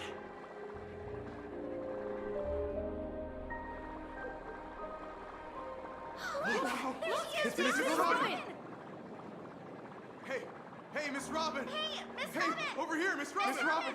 Miss Robin! Miss Robin! Mary, Miss Robin! Miss Robin! Glory to the family!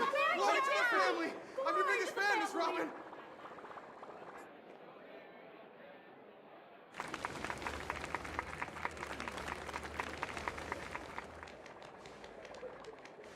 Distinguished guests, fellow family members, ladies, gentlemen, and friends from all over the cosmos. It's a pleasure to join you all in celebrating the grandest ceremony of the Amber Era, the Charmony Festival. Firstly, on behalf of the Penacony family's 5 major lineages, and on behalf of myself, I'd like to extend a warm welcome to all our guests.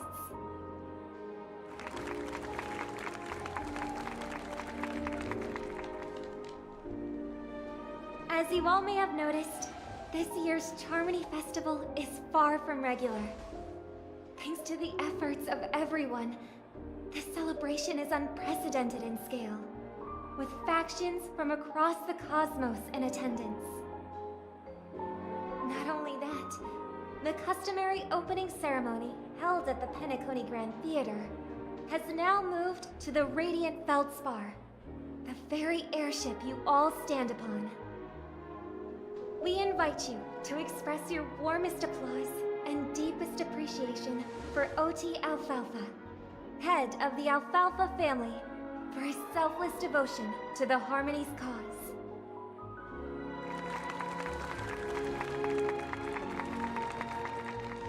What makes this festival so uniquely significant? As is widely known, the Radiant Feldspar had to halt its voyage due to an anomaly in the Sweet Dream, sparking widespread discussion in the 12 Hours. Thanks to the hard work of Penacony's internal and external factions, we've finally gotten the dreamscape back on track, just in time for the Charmony Festival. And as they say, good things come in pairs.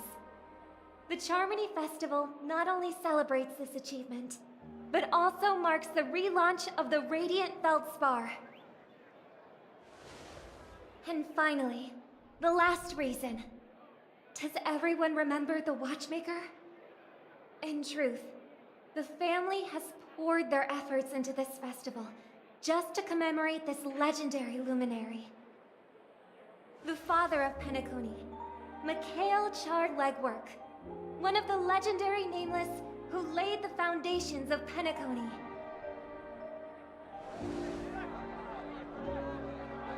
In the most bewildering times of the planet of festivities, it was he who descended from the sky with his companions, who taught us through trailblazing where freedom lies.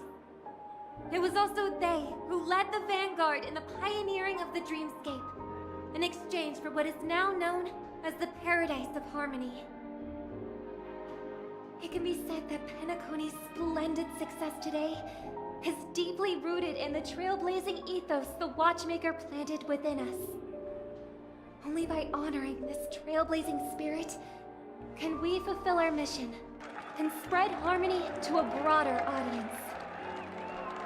Aww, that's so nice of her. She's talking about us.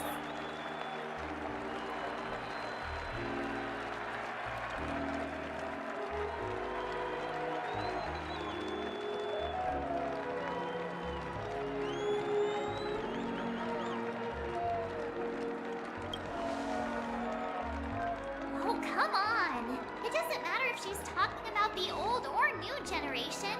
We're all still part of the Astral Express family.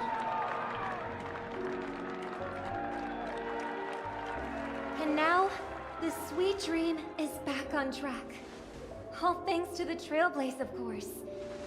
If it weren't for everyone on the Astral Express, we wouldn't be able to successfully host this Charmony Festival. Thus, with unanimous consent from the 5 major lineages, Penacony's family, on behalf of all family members throughout the cosmos, offer a token of appreciation to the Nameless. Oh, I wonder if it's gonna be a big one. we will transfer ownership of the Radiant Feldspar to the Astral Express. A meager appreciation that we hope you will accept with grace. Let us gift our applause and cheers to these brave and dauntless Nameless. Nameless! Nameless! Nameless! And now, I propose a toast. To harmony, to the trailblaze, to the future of Penacony and the universe, and to the generous Alfalfa family head, Mr. O.T. Alfalfa. Cheers! Cheers!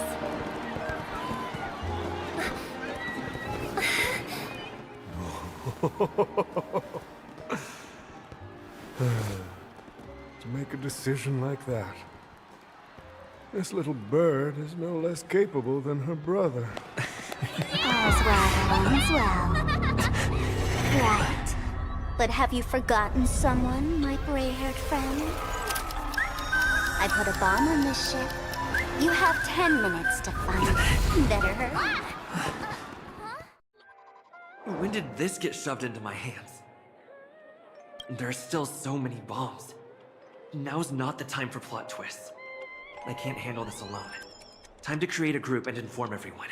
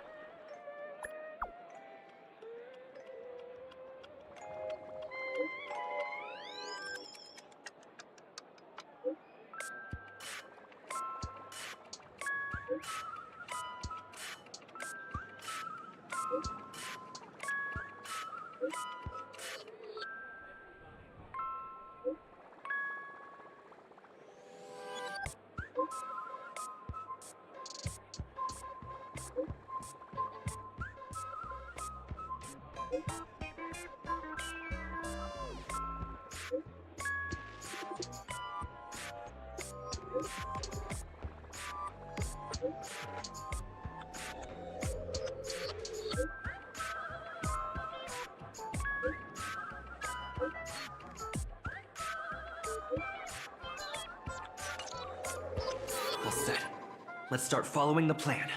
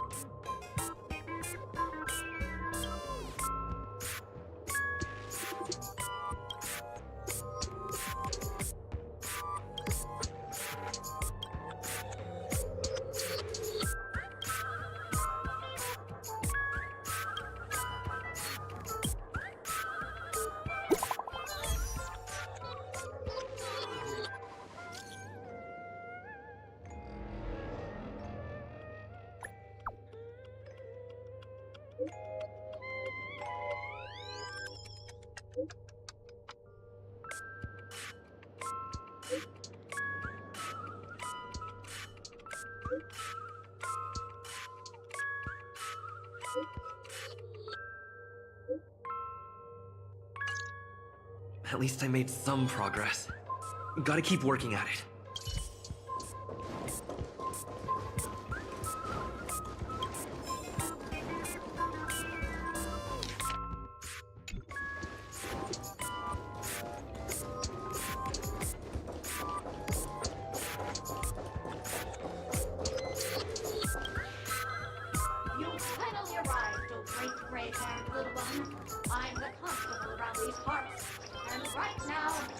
posing as a bomb. You don't like it? Fine. I'm now the bomb demon then. Satisfied? If not, you'll just have to make do. Alright, now that you've found me, it's my turn to complete my mission. Next, I'll power down from the side, and then explode. 5, 4, 1. Did I miss a number? Oh, so it is. No matter though. I've never learned how to count before. I mean, Bomb Demon Doll has never learned. I'm not even a real bomb. Was it surprising, shocking, horrifying? No. Really? Fine. That's too bad then.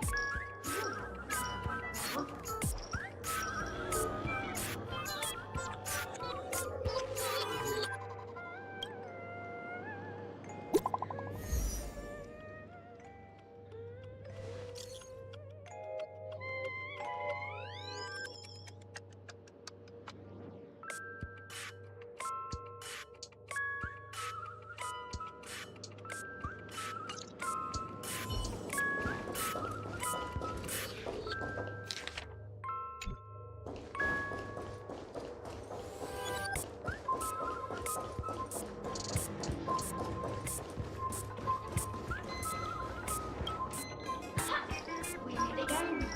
I am Penacony's famed detective. Got yourself into a pickle? I'm more than happy to help. But unfortunately, I'm preoccupied with a couple of unsolved cases. So, you'll have to wait your turn.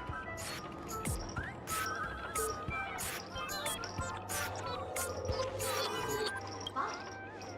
Right. It completely slipped my mind. Dr. Boom specializes in explosives. I need your help, mister. You've had quite a few run-ins with Dr. Boom. And with the recent bomb situation, you're bound to find evidence that proves Dr. Boom is the killer. The first case is the Soul Glad Factory arson case. We found a hammer, a doll, and half a liter of unidentified fluid at the scene of the crime. Our forensics results show it's a red herring. The second case is the Blue Hour auction robbery. A gang of masked thugs broke in, stole a fragment of the Astral Express, and left behind a large hammer, a doll, and a half-dead red herring at the scene. Those are all the details. The way I see it, there must be a link between these two cases that will be the key to exposing Dr. Boom. I trust in your deduction. Which piece of evidence do you think is the deciding?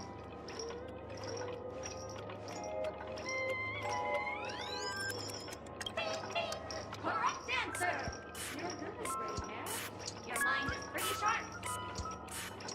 Seeing as you've put in so much effort, I'll throw you a bone. The bomb is not here. This is only a prank I've craftily set up. Hurry, time's running out. You better find that real bomb quickly.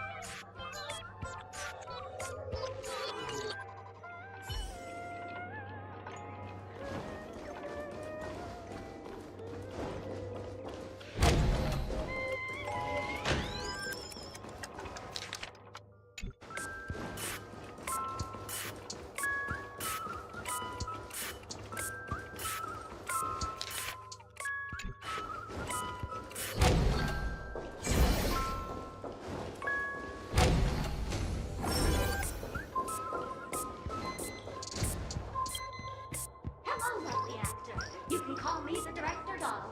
I often use this name in film credits. If you didn't know, I'm the one who directed the entire farce in Penacony. As the leading man of the show, what did you think? Feel free to share your thoughts. Well, actually, due to the current plot requirements, you're only allowed to say one line. So please try and resist the urge to share your thoughts.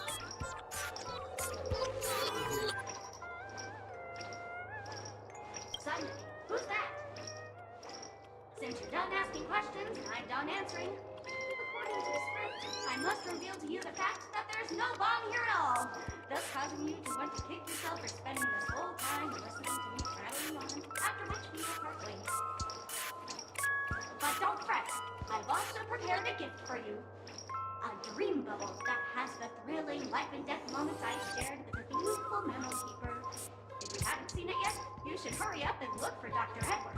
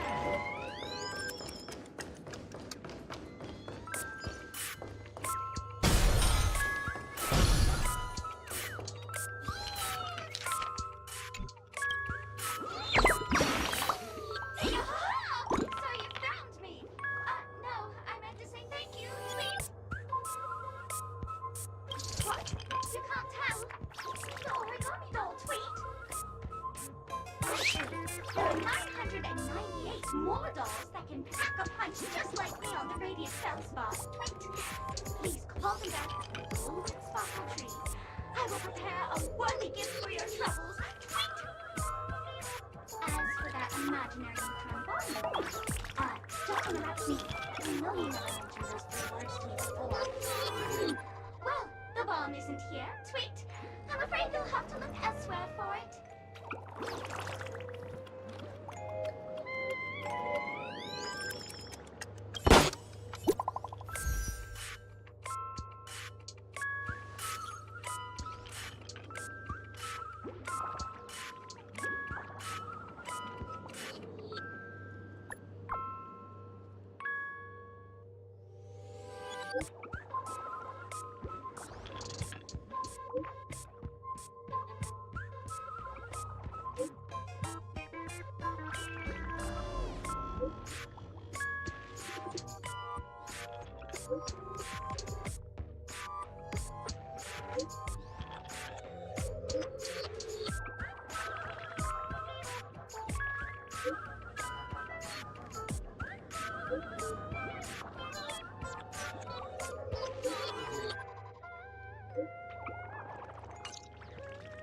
Not much time left.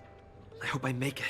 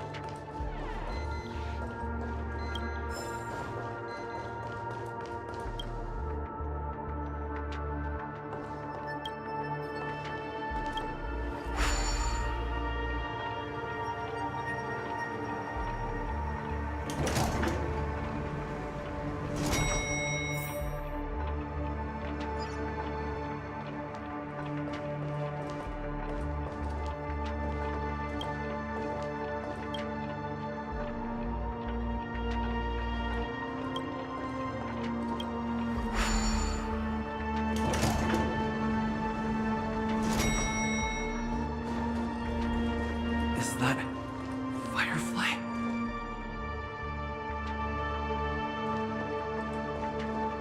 Minutes, 46 seconds. 28 minutes, 45 seconds. You're here!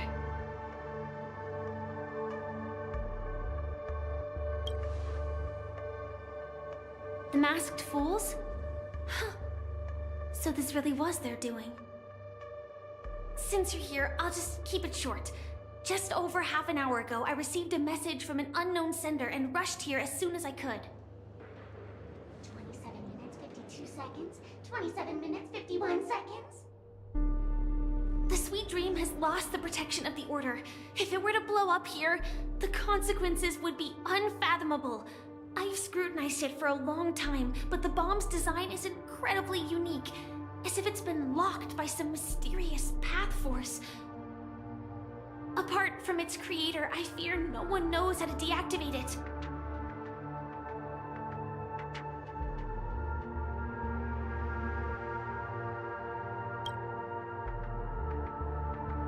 You mean the Watchmaker's guests? That's a pity. Based on my experience, I don't think any of them can turn the tide on this situation. The Memo Keeper may be able to teleport the bomb to a deserted location, but I have found a note inside the doll.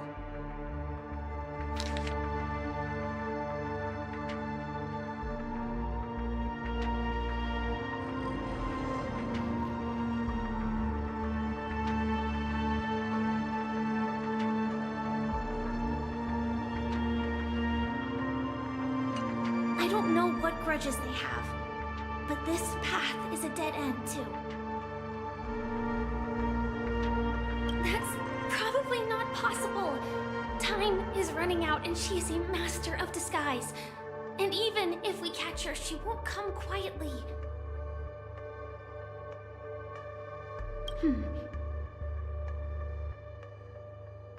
Actually, there might be another way. Do you still remember? The script said that I will experience death 3 times in the Land of Dreams. I think this moment heralds the 3rd time.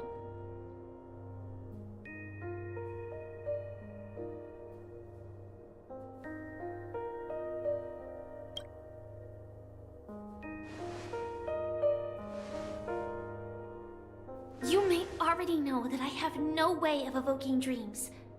I employ a Stellaron Hunter's special method in order to enter dreams instead. This allows me to perform feats that typical dream chasers can't. As long as I can bear the pain of the Memoria pressure, I'll be able to dive into the primal memory zone beyond the dream and extend a lifeline to the Radiant Feldspar. I will take this bomb into the depths of the dreamscape, as deep as possible, where there are no living souls around. That way, at least no one will get hurt.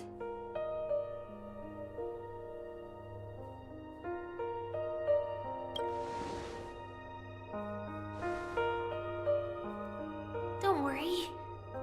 I believe that this Firefly armor will be enough to take me to where I need to go before the countdown ends. And maybe even make it back safely. At present, this is our best and most logical course of action. After all, a long story deserves a happy ending. I have some words to share with you, though they were spoken to me by Miss Acheron. She said that the so-called impossible is merely something that is yet to happen.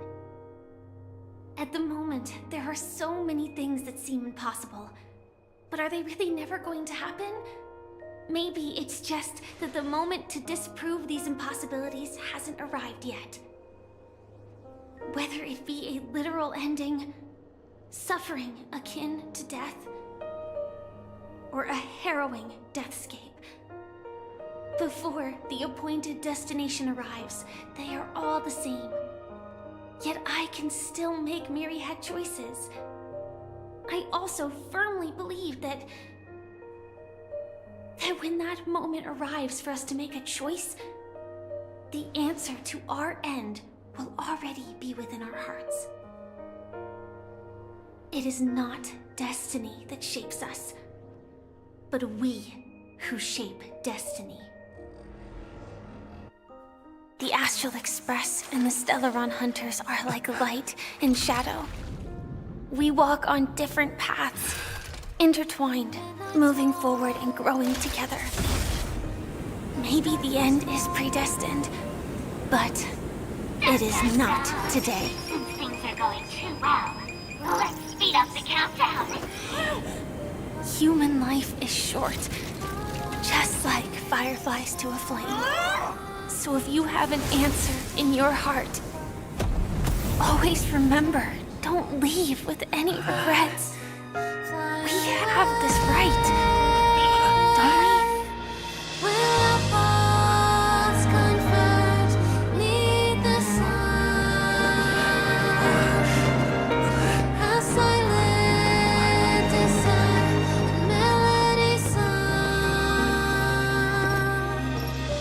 Since you care so much about other people's safety, why don't you go take a closer look?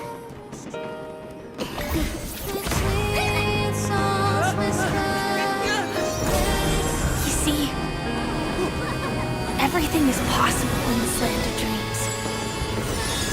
We each came here with our own goals and realized them in unimaginable ways.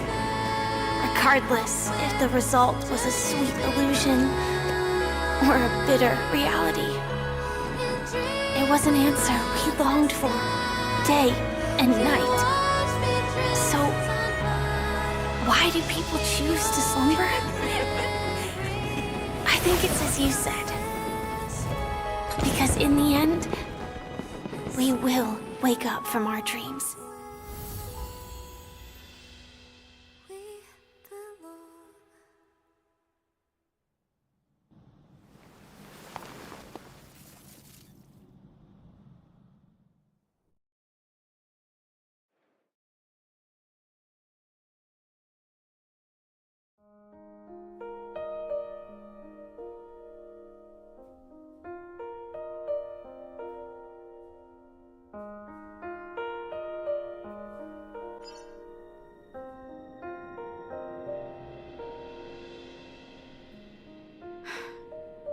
When I arrived, I happened to see a child holding it.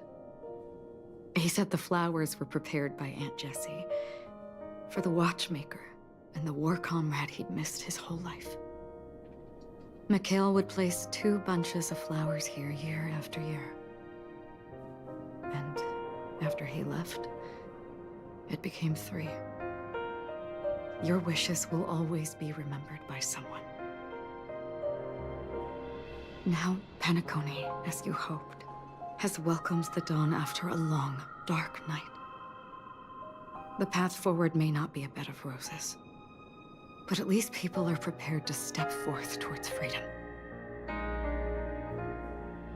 Tiernan, you can go home now. While the Nameless are also preparing for the next stop of their voyage.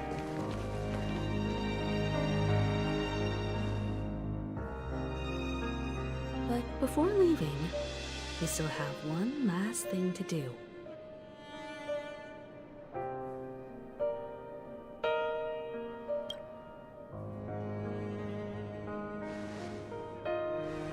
It is my honor. I've said many goodbyes. Yet I am glad that this is the first time I speak these words with a smile. But before leaving, I'm sure you all have plenty to say to the Nameless of the past. A fitting end to the tale of the departed. One could not ask for a better farewell. Go on. They're all here.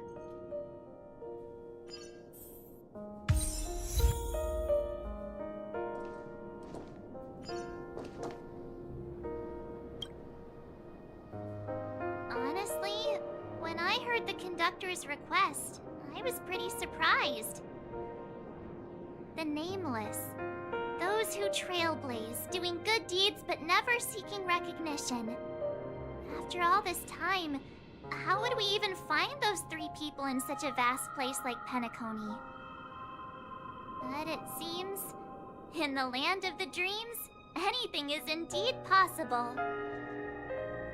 History may not remember the names of the dead, but the stars will attest to their journeys.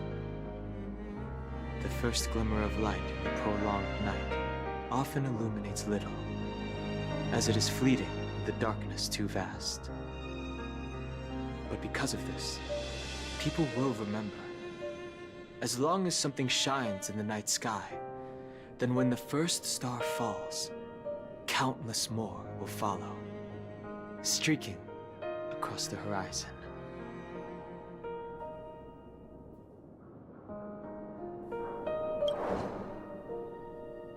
Brooklyn Tiernan, Rosalina J. and Estella, we raise a toast to you, trailblazers of the Silver Rail. A toast to history that no longer remains silent. The passionate and courageous pursuit, and a voyage that traverses the stars.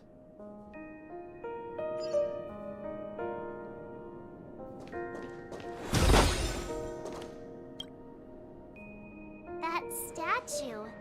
It wasn't here last time. Looks like this is the last riddle that Mr. Gallagher left for us.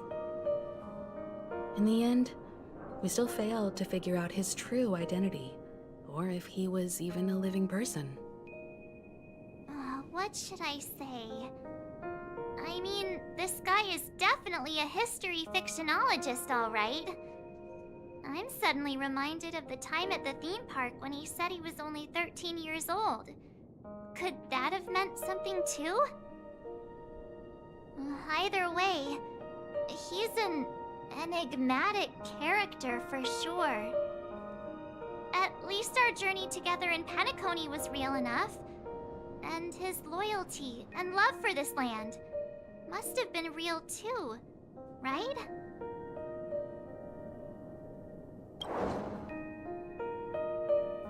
Gallagher, we raise a toast to you, the slumbering hound. To the festival's invitation, to all lies and the singular truth. If we ever meet again, please don't talk in riddles.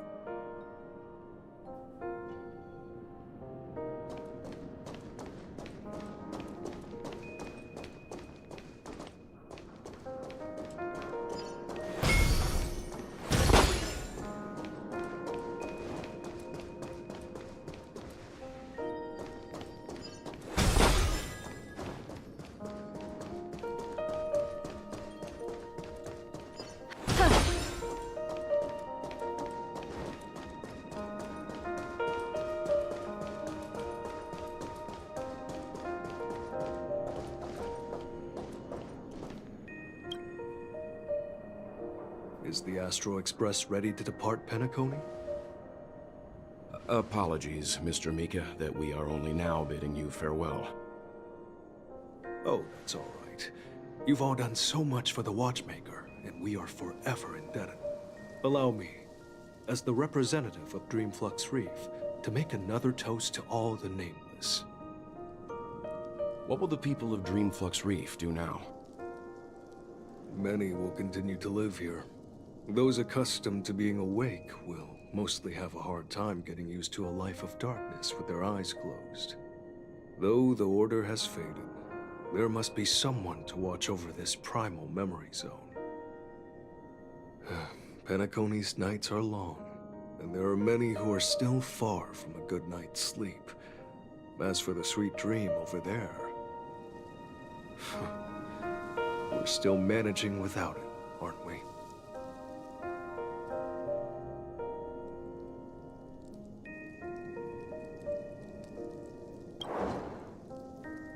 Mika and residents of Dreamflux Reef, we raise a toast to you, watchers of the long dream. To your tenacity throughout time, to each sorrowful night, and to the dawn that is finally upon us.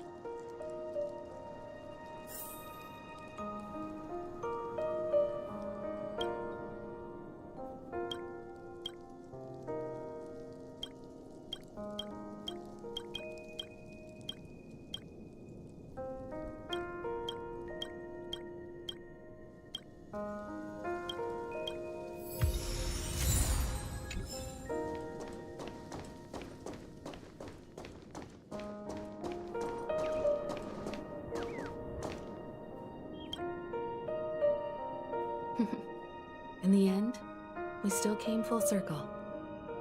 This trailblazing expedition started from the moment you and a bellboy ran into each other. After going on a journey of many twists and turns, they still ended up where they started.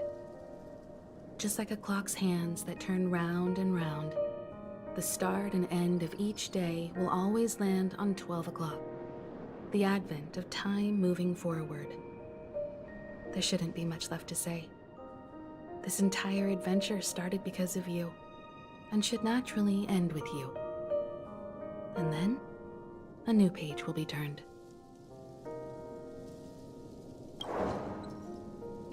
Mikhail Char Legwork, we raise a toast to you, watchmaker of the land of the dreams, nameless of the Astral Express. To Penacony's past, present, future, and the child's unwavering dream unto death. With that, our duty as Nameless should be complete, right? The trailblaze can illuminate the way.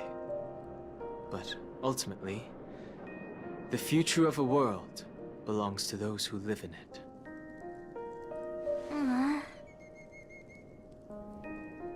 I still feel that Mr. Mikhail must have really wanted to witness this day himself.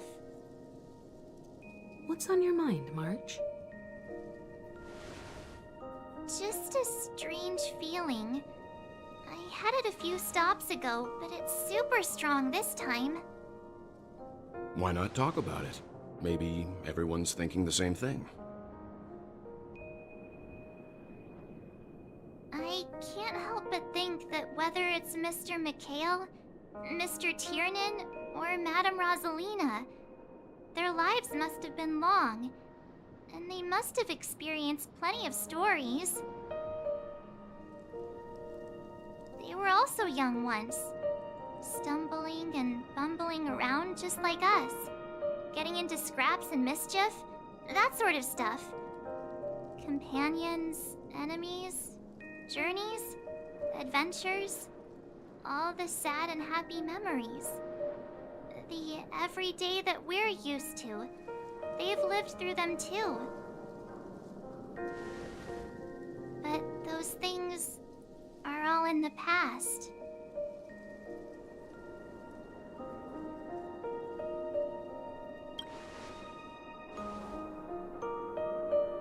I know, but the thing that I can't get out of my mind is the present. It'll be easier to understand if I use an analogy. Like when you're reading a book. If one of its characters keeps running into obstacles and experiences an ending full of regrets, we're bound to feel a bit mixed about it, right?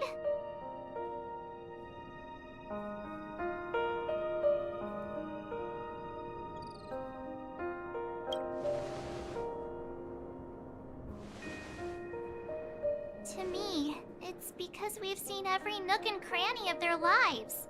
We see these people as special. So, even if there are parts of it that aren't really realistic nor logical, we still hope that their story gets a good ending when it comes. But what if they and we aren't really that special? When Mr. Mikhail sat in this chair, waiting for the Astral Express to arrive every day, what was he thinking? And if, at the end of his life, he could still firmly say he had no regrets, then what is this regret we feel in our hearts right now? I think each and every one of us is searching for the answer to this very question. The universe is vast, and our lives are but specks. The trailblaze never ends, but against the backdrop of the cosmos, the average person's lifelong journey is merely a short stretch. But it is in this minuscule distance that paths cross and countless worlds connect. The universe may not remember every person who leaves a tie along the silver rail, but we will. As long as we remember, their stories will never end. And what Mr. Mikhail has left for us is his answer to this very question. It may not be perfect, but it left a smile on this storied, jaded old Nameless's face at the end of his life. And its meaning will be interpreted by those who come after us. It's not the answer that's important, but what we can learn from others' answers, right? This is what trailblazing is. Sure. I'm really sorry for bringing down the vibe. Quick, Don Hung, tell us a dad joke to lighten the mood.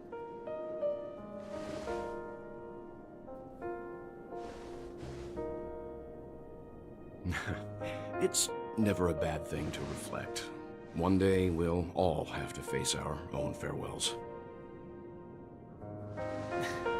But before that, we still have a long way ahead of us together. So the most important thing right now is to tell the conductor what we saw in Penacony. Then prepare ourselves for our next trailblazing destination. I should get back to the Express. Or maybe I could say my final goodbye to Acheron.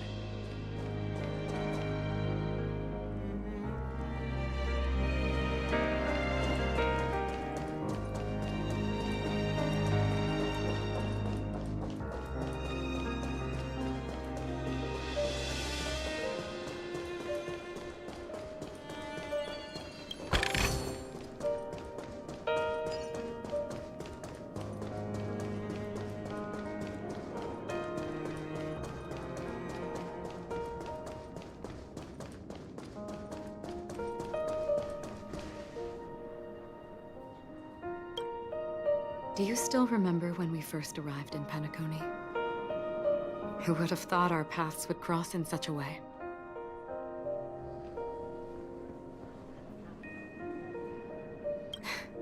Come to think of it, I didn't even get a chance to formally introduce myself.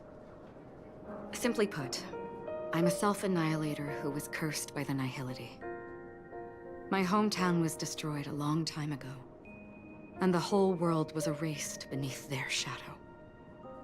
In order to fight against the cruel end of self-destruction, I went on a journey, in search of a way to sever the chains of the Nihility. After a long and grueling search, I am convinced that my destination lies within the depths of the dark web, where reality and the Nihility are separate.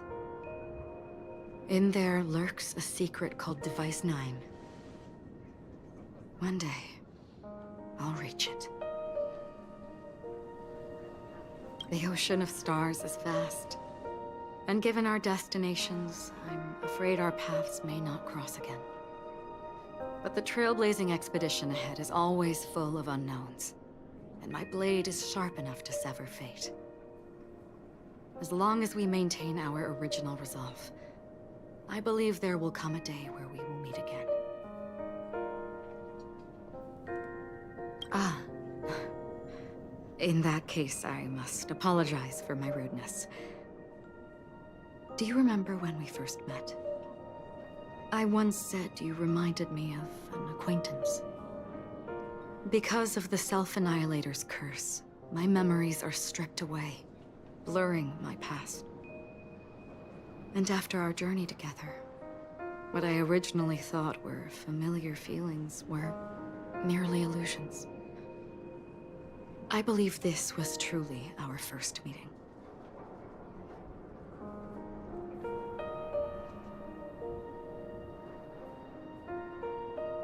What do you mean? It's improbable that you've crossed paths with my past self. What I mean is, there is nothing left to retrace there. Only nihility.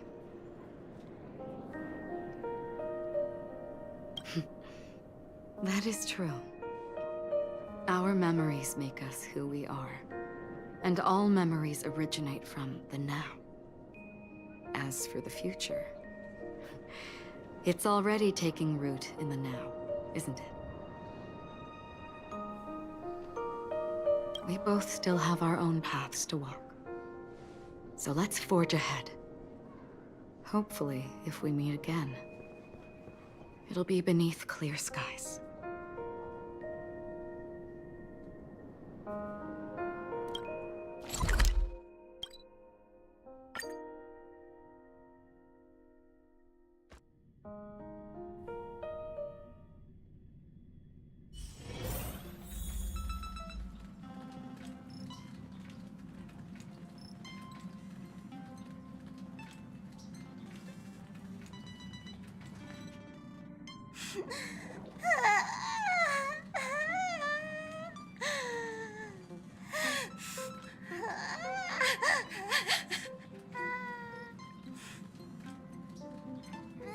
There. Chin up, Pom-Pom. Don't be sad. Don't cry. Wow. Your method of consolation is truly unsophisticated. Still better than just standing there like a scarecrow. How could you say that? Don't be so mean. And while you're here, why don't you help me comfort Pom-Pom? We told Pom-Pom all about our adventure, and they suddenly started crying. I've never seen Pom-Pom so sad before. The conductor never cries. Pom-Pom is never sad. Pom-Pom is just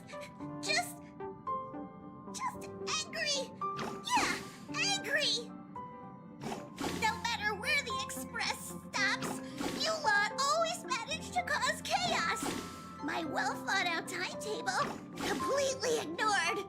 If you carry on like this, the express is gonna run out of fuel. That's right. Pom-Pom is just angry. It's not because of Misha, Tiernan, Rosalina, and the rest.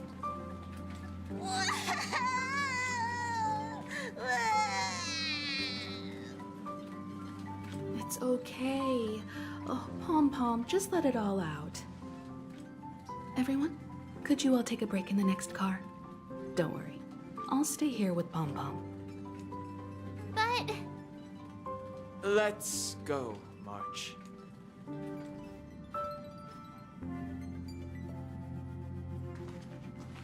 It's okay.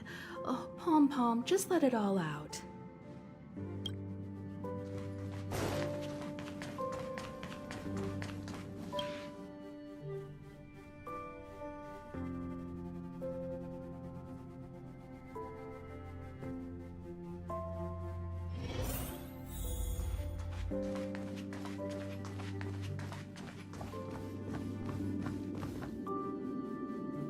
Never expected Pom-Pom would be so distraught. Those three nameless must have meant a lot to Pom-Pom. No one knows exactly when Pom-Pom boarded the Express, but one can surmise that their journey has been filled with many hellos and goodbyes. Probably more than we can imagine. The fact that they're crying so hard is probably a good sign. It proves that Pom-Pom's emotions haven't become dulled by the grind of time. They still deeply cherish every nameless who has boarded the Express and value every journey shared with them. Leave it to Himiko. When it comes to comforting, there's no one better on the Express.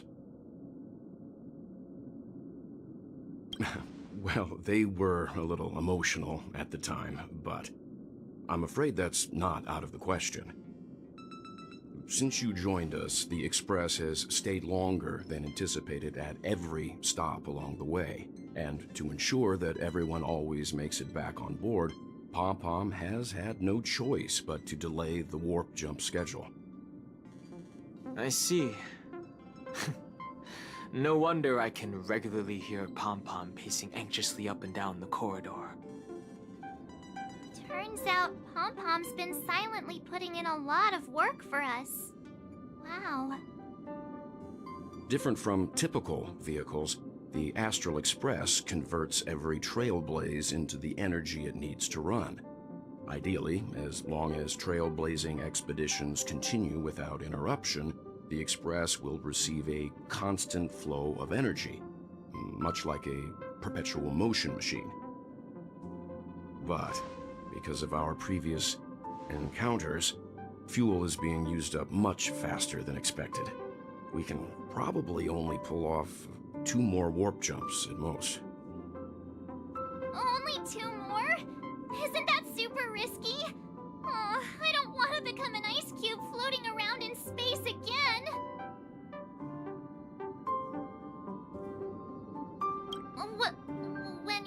put it like that, doesn't actually sound too bad. But I don't even want to become an adorable ice cube floating around in space again. Which also means that we must prudently consider our next destination. Yes, I've already checked the astral charts. The two nearest worlds to us are the oceanic planet of Lushaka and the agate world, Melustanen. As for which one we're headed to, that still requires a vote. Or perhaps you might consider a suggestion.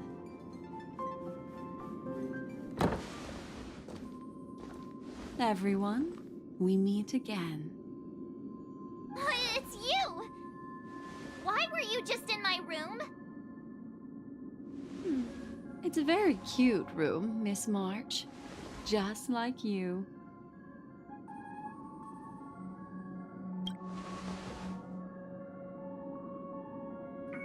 Memo Keeper, let's put aside how you managed to sneak past everyone and board the Express for now. You mentioned a suggestion. I accidentally overheard how the Express obtains fuel. I just wanted to chat with everyone to see if we could work together. But now, it appears my suggestion could be the very lifeline that saves everyone. Please speak candidly. Depending on what you say, we could very well ask you to disembark. Ah, the Permanence's descendant. What a charming little dragon, especially with those mired memories of yours. But I digress. If the Astral Express is in urgent need of a special trailblazing expedition to recharge its engine, have you all considered this? Perhaps your destination could be a world that even the renowned Akivili never reached. Should you be able to lay down a new stretch of silver rail, the Express may never have to worry about energy ever again. Trailblazing to a world that even Akivili has never been to? Is that possible? Continue, Memo Keeper. This destination of which you speak, what sort of world is it? A world that many across the universe don't even know exists. A world hidden away from outside observation. Its presence only revealed by the light from the mirror of the Garden of Recollection. A world fettered by 3 paths, its destiny hanging in the balance. The eternal land, Amphorius.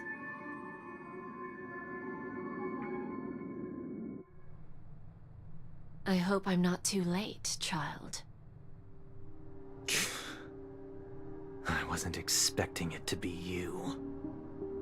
Don't you know how many sentry posts the family has built?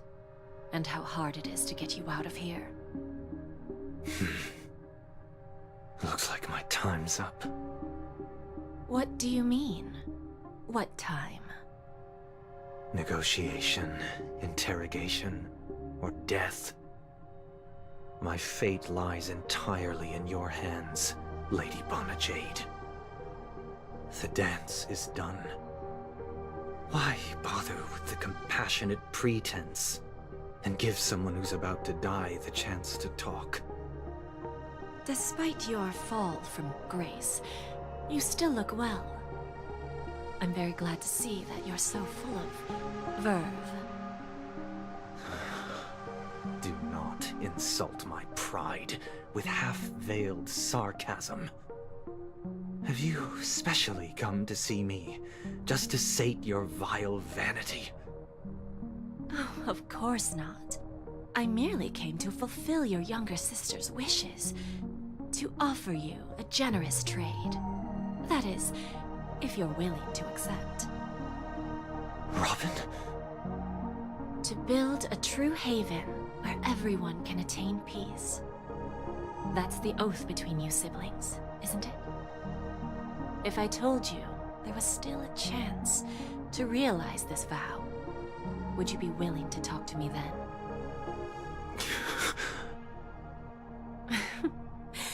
I recognize the gravity of this question, which is why you don't have to answer me right now. Go now. You are free, O Chosen One, who dare to exceed his bounds. Sever your wings, descend to the mortal realm, and walk their lands. See what this world is truly like. I will not accept your charity. As I mentioned earlier, it's a trade, and you don't have to give me an answer right now. Rewards are not reaped in a day, and if there's one thing I'm best at, it's waiting. The sweet dream still continues, and the night is still long. You have plenty of time to contemplate your answer. A word of advice for you before we part ways. A word of warning from someone who's been in your shoes before. Life is too short to miss out on golden opportunities.